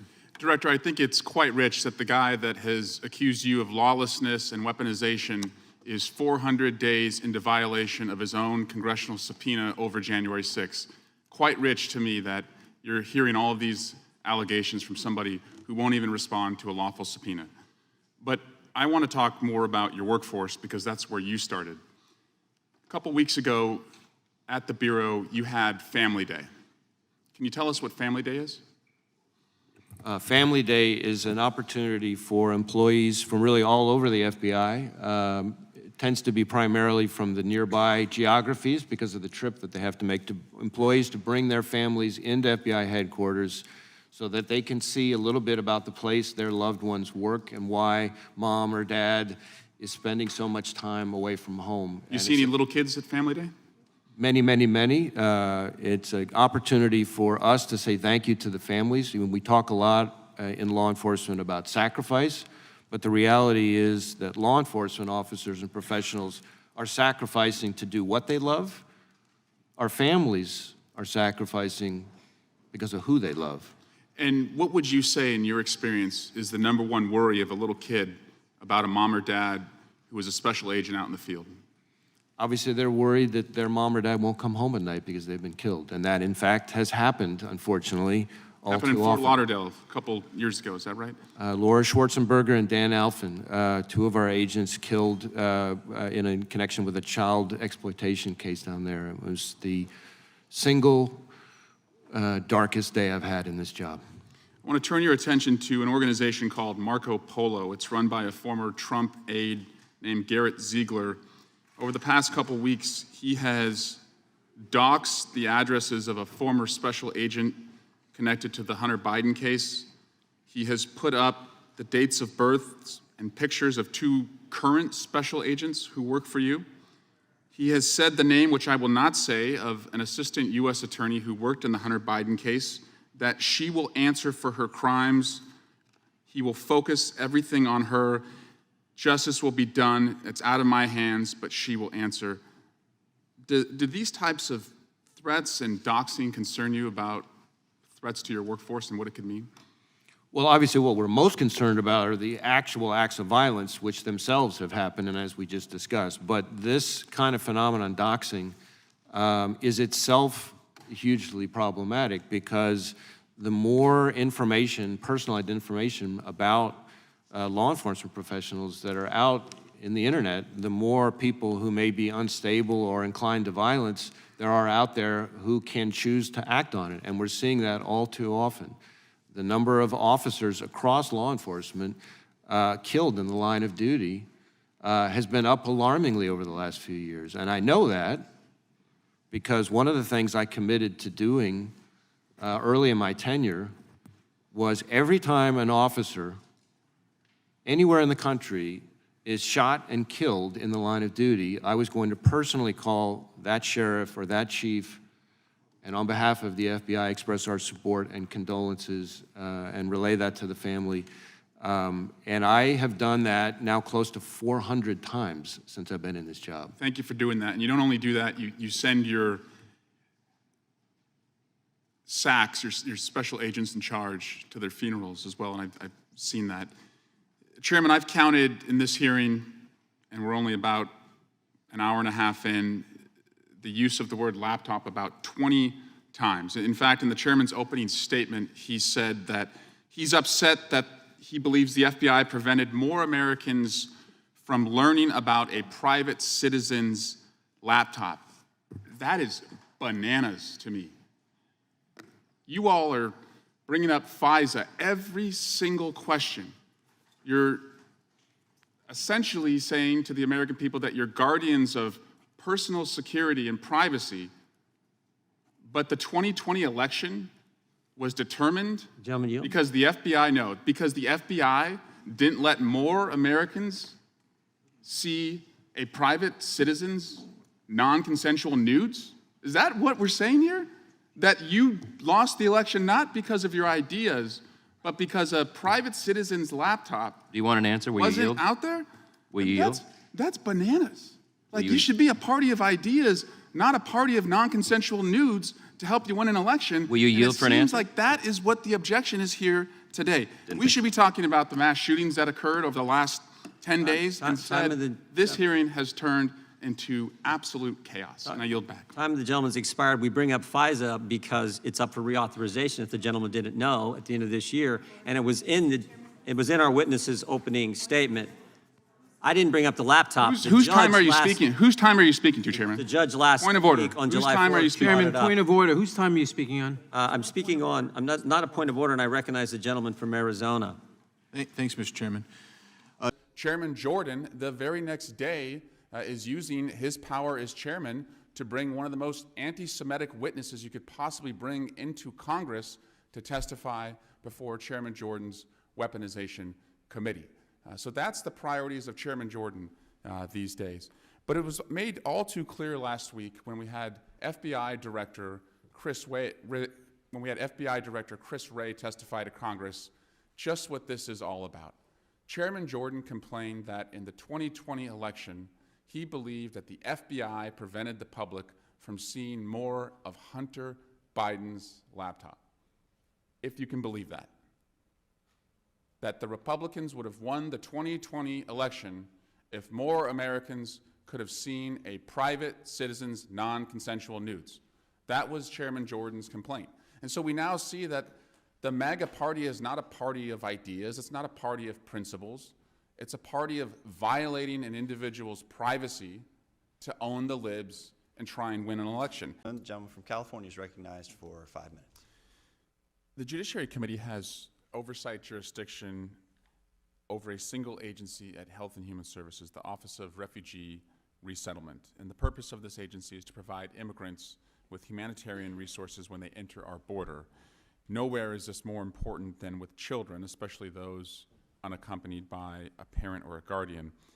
Assistant Secretary Igorin, isn't it true that Chairman Jordan demanded access to files about unaccompanied minors as part of his requests? Thank you for the question, Congressman. We do have requests regarding the Office of Refugee Resettlement. Including unaccompanied minors? Including document requests related to the Office of Refugee Resettlement, yes. And due to legitimate privacy concerns, because we're talking about children, you offered to provide Chairman Jordan with a in-camera review. Is that right? That is correct. We provided 1,200 pages of information for in-camera review, which the staff were able to review. And in-camera means that it's not public, they have access to the documents. Is that right? That is correct. You even asked them, because of the nature of what they were looking at and the privacy of minors, to not take any pictures or to publish anything of what they were looking at. Is that right? Congressman, it is common practice that because of the sensitive nature of these documents and the in-camera review process, that pictures are not taken and that they are handled in a highly sensitive manner, yes. Were pictures taken during that in-camera review by Chairman Jordan's staff? It is my understanding that pictures were taken, and that is an unfortunate outcome. It's worse than an unfortunate outcome. It's violating the privacy of minors. And Assistant Secretary, were parts of those documents that you showed Chairman Jordan's staff published? Congressman, it is my understanding that parts of those documents were in the report produced by the majority. Again, this goes to a theme that we're seeing here. We talked about this last week with Hunter Biden's laptop. You violate an individual's privacy. You take non-consensual pictures from that laptop. You use it to weaponize a case against your political opponent. Here, we're talking about minors, and you're asked not to take pictures of information regarding minors. You take the pictures and you put them out to the public. Again, that's weird. I don't know why you would do that. It's also just creepy and it's wrong. And kids have their privacy violated to make a political point. Assistant Secretary Darukoglu, could you talk to me about what the Global Engagement Center is and why it's so important that the United States participates in it? Of course. Thank you, Congressman, for the question. The Global Engagement Center works to recognize, understand, and expose foreign propaganda against the United States and its allies. Most of this propaganda emanates from Beijing, Tehran, as well as Moscow, as well as non-state actors, I should add. Does your work include providing vital information to intelligence communities to ensure we have rapid responses to conflicts like the war in Ukraine? To be clear, I actually don't work for the Global Engagement Center, but the center actually does have an interagency role and does work with the intelligence community, yes. And just based on your understanding of what the Global Engagement Center does and the State Department's role, what would happen if this program was discontinued? If this program was discontinued, and I should say it needs to be reauthorized before the end of 2024, we would not have this interagency arm that actually looks, collects, analyzes, and exposes disinformation.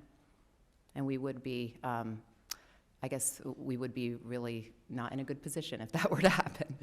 And just based on your general review of foreign disinformation that attacks political parties in America, do you see a distinction between one party benefiting over another, or is it the case that both parties in America and many of the entities that we value in America are all susceptible and vulnerable to disinformation? Sir, again, I'm not a subject matter expert on this issue, but I will say, just from my own understanding, these foreign propaganda arms do not discriminate. Thank you. I yield back. I thank the gentleman.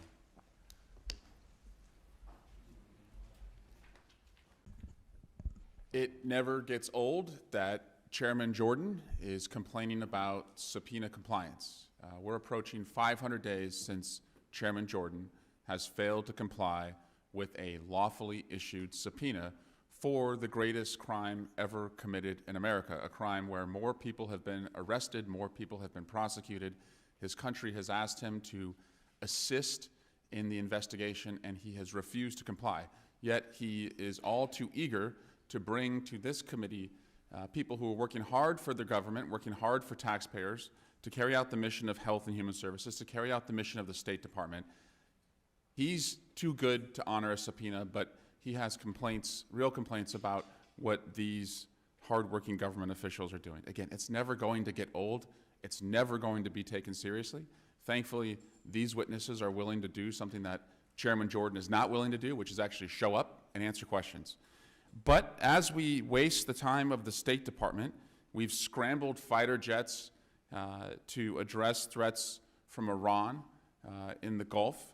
We are protecting and defending Taiwan against a potential showdown with China. We're helping Ukraine and leading the way on the front, on the western side as Russia invades their country. There's a lot going on in the world, but it seems that Jim Jordan thinks the most important thing we can do is to stop the State Department from fighting disinformation. And by the way, tomorrow the President of Israel will come and speak to Congress, and I promise you he will probably mention the rise of anti-Semitism across the globe, and of course we know all too well here in America, but he won't have to look very far because Chairman Jordan the very next day is using his power as chairman to bring one of the most anti-Semitic witnesses you could possibly bring into Congress to testify before Chairman Jordan's Weaponization Committee.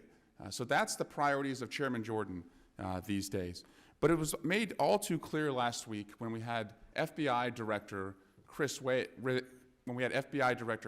testify to Congress just what this is all about. Chairman Jordan complained that in the 2020 election, he believed that the FBI prevented the public from seeing more of Hunter Biden's laptop, if you can believe that. That the Republicans would have won the 2020 election if more Americans could have seen a private citizen's non-consensual nudes. That was Chairman Jordan's complaint.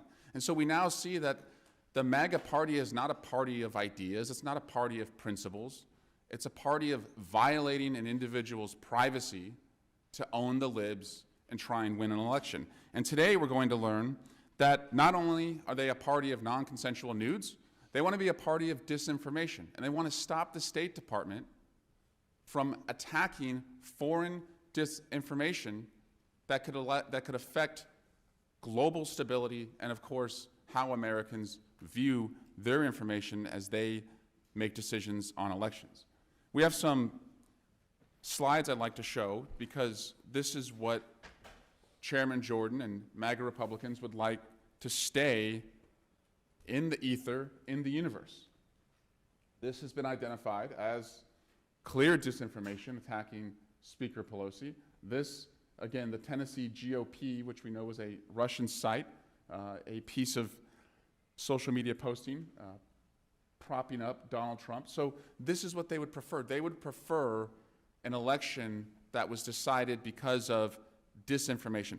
This would be like the 2022 Cincinnati Reds, who lost 100 games last season. Cincinnati Reds lost 100 games. This would be like if the Cincinnati Reds went to Major League Baseball and said, Commissioner, in the upcoming season, we would like corked bats, pine tar for the pitchers, and steroids to be allowed for our cleanup hitters. We can't win with ideas, so we need to cheat.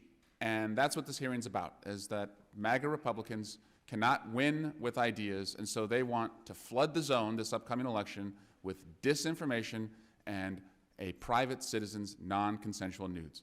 That's just weird. I think it's also wrong, and we're not going to be silent about it, and we're always going to remind the public that this committee has no credibility because its chairman himself refuses to follow a lawful subpoena. And I yield back. I'm not going to take time to respond to that. I've already given my opening remarks, but I will display the chairman's response to the subpoena for those interested. We'll now introduce today's witnesses. The Honorable Naz Durakolu. Mr. Secretary, you have a serious job. And occasionally, you have to deal with some very unserious MAGA colleagues of mine. Your serious job is to secure the border of the greatest country in the world, a country that is neighbor to some of the most violent and economically insecure countries in the world, where people are willing to risk everything to come here. And somehow, you have to secure the border, but also make sure we're not pushing little girls back into the river so they can drown. It's a hard job. If it was an easy job, we wouldn't have asked you to do it. But you were asked to do it because you're qualified, you're competent, you care, you show compassion, and you show up every day and you deal with this. Frankly, sir, I think sometimes you're too nice, because if I had a chairman who failed to honor his own lawful subpoena about 500 days after it was submitted to him, I would say, catch me when you're serious. Come talk to me when you're going to follow the law about whether you think I follow the law. But that's not who you are. You take your job seriously, even in front of a lot of unserious people. In fact, the chair that you were sitting in, you may not know this, but the last person who sat in that chair was called by the chairman an anti-vaccine, anti-Semitic witness in RFK Jr. So you have brought immediate credibility to the chair that you're sitting in by just being here. They're not serious people. They chide people for their pronouns. They obsess and display in this committee and other committees of private citizens' non-consensual nude images. We're not talking about serious people. We're not talking about people who are on the level. And so what do we want to do? We want to acknowledge the seriousness of your job and hopefully one day in the majority give you the tools to deliver on what we believe ultimately can put us in the most secure place, which is comprehensive immigration reform. And in the spirit of that, I want to ask you, because I believe in that and my colleagues believe in that, in January, DHS established a new set of processes for lawful entry of Cubans, Haitians, Nicaraguans, and Venezuelans that drastically reduced encounters of those nationals at the southern border. This freed up department resources to combat drug trafficking and other cartel crimes. Democrats applauded the measure, while Republicans scrambled to find a new way to turn it into campaign fundraising emails. Last Congress, Democrats proposed increases to funding for CBP personnel to patrol the southern border and investments in technology to interdict smuggling through ports of entry. Again, my Republican colleagues failed to support common sense measures to secure the homeland. My colleagues on the other side of the aisle, they don't have solutions. They want the chaos. So, Mr. Secretary, they have put forth proposals to defund the CBP One app, which has helped alleviate strained manpower at the southern border. What impact would that have on our homeland security?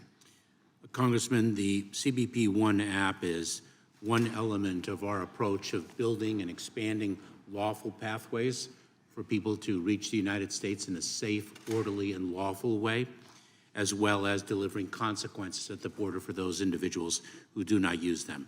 The CBP One app, number one, reduces the number of irregular encounters at our southern border.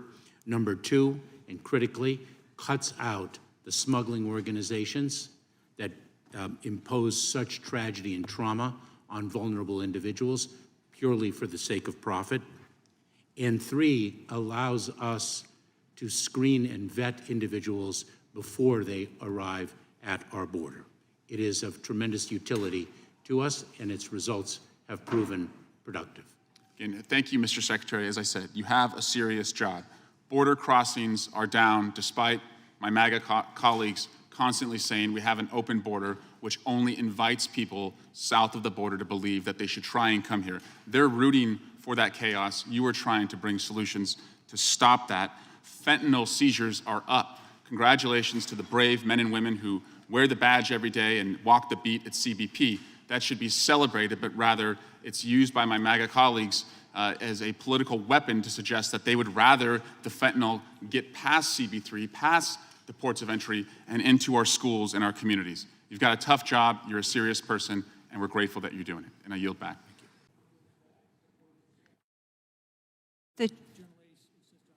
Mr. Chairman, I withdraw the point of order.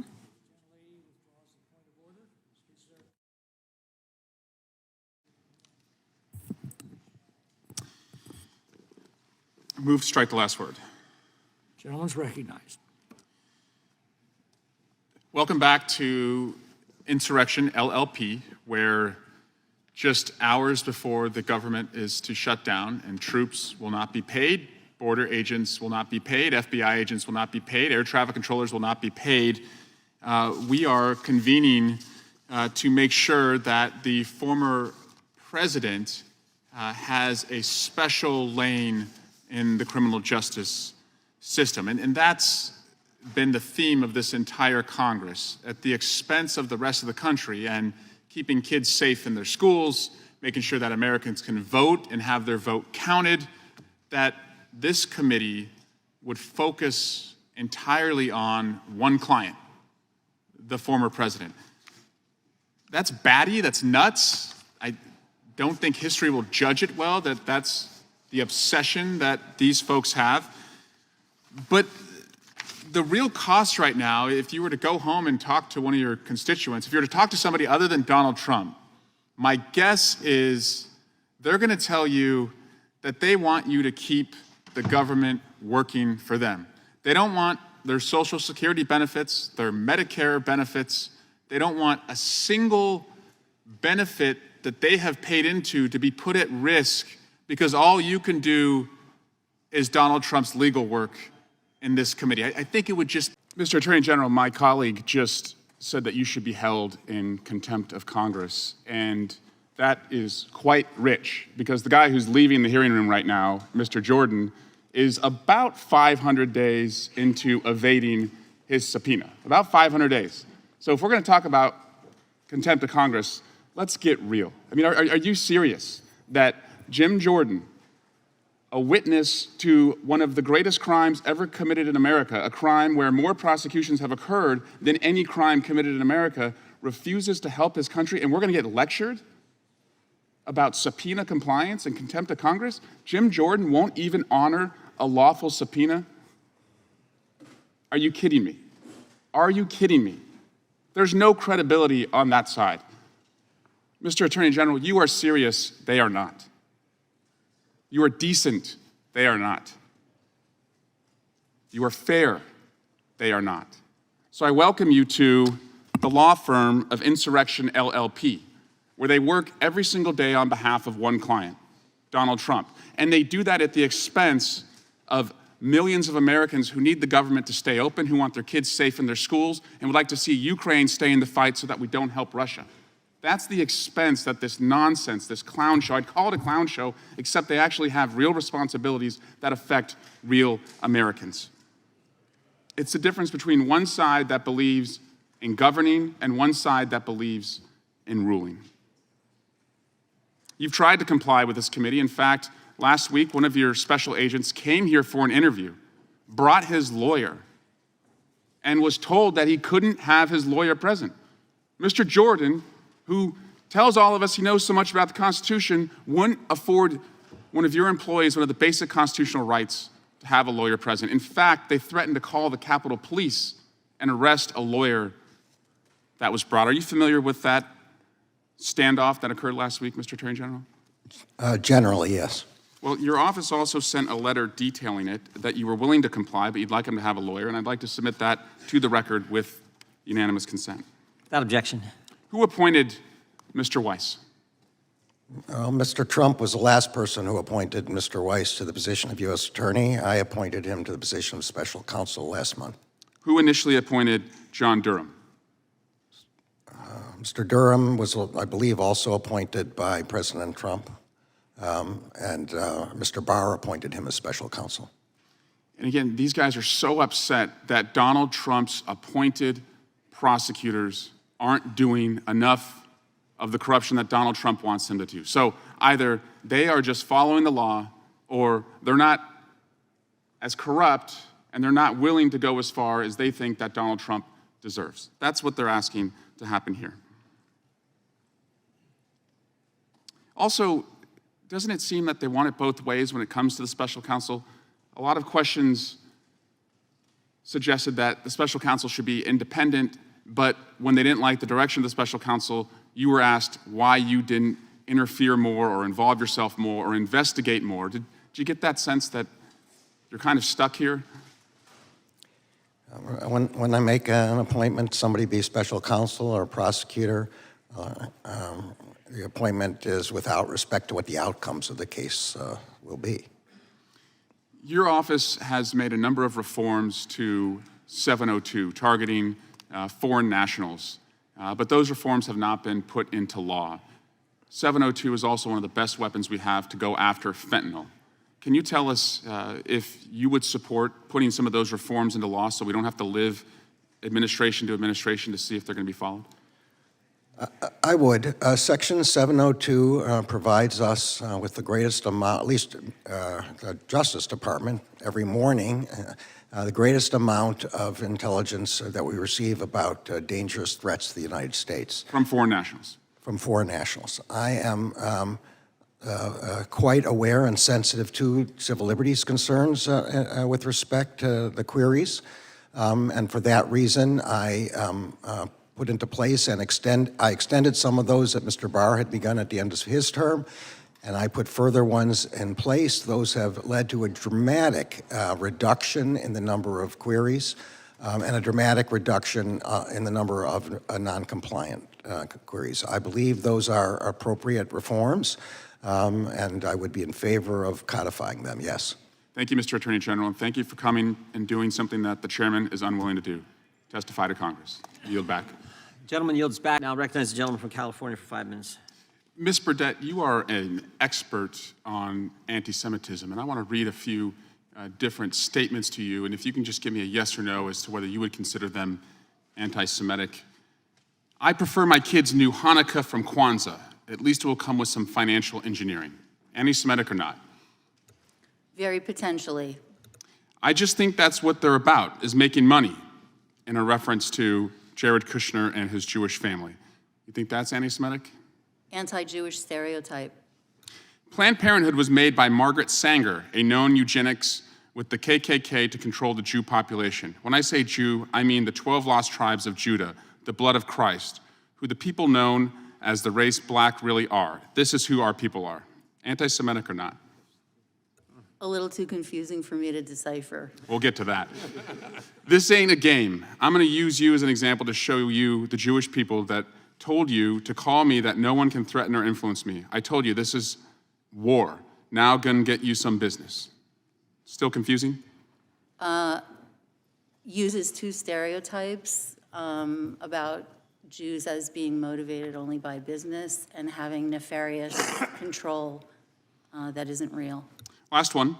I'm a bit sleepy tonight, but when I wake up, I'm going DEFCON 3 on Jewish people. The funny thing is, I actually can't be anti-Semitic because black people are actually Jew. Also, you guys have toyed with me and tried to blackball anyone who opposes your agenda. What do you think about that one? Anti-Semitic. Yeah. So what I'm concerned about is that we have anti-Semitic posts coming from this committee. And last October, the chairman tweeted out on October 6th, Kanye, Elon, Trump. Those 5 statements that I just read to you were from Kanye West, who had made a number of anti-Semitic statements before this tweet was put up, and then made the DEFCON statement about a day after the tweet was put up. I, the chairman at the time, Chairman Nadler, many people in the Jewish community asked the chairman, Chairman Jordan, to take this down. And it wasn't just members of Congress. It was nonpartisan Jewish organizations who said, Kanye West is anti-Semitic. I don't know what you're doing, but please do not give him a platform by leaving this tweet up. It stayed up for months. Defiantly, the chairman kept this tweet up. So, Mr. Chairman, I want to be just today your accountability partner, your online accountability partner, and just go through your social media. Because if we're going to have a hearing about anti-Semitism, we can't allow a tweet like this to be posted on our side or your side. In 2019, Chairman Jordan also tweeted at Tom Steyer and used the $ for Steyer to spell his name. Again, known Jewish philanthropist playing into what Ms. Burdett mentioned earlier, tropes about Jewish people and money. So this committee should have a conversation and a hearing about anti-Semitism. But I would first insist that the chairman, I don't know why he put this tweet up. Either he believes it, which I hope is not the case, or he just wanted to own the libs. And if that's what you're doing, you're hurting a lot of people by keeping that tweet up for so long, especially knowing what it represents. And if we're talking about being your online accountability partner, Chairman, you still have a subpoena in your inbox that's about 500 days old. And with that, I'll yield back. Gentleman yields back. The chair now recognizes the gentleman from California.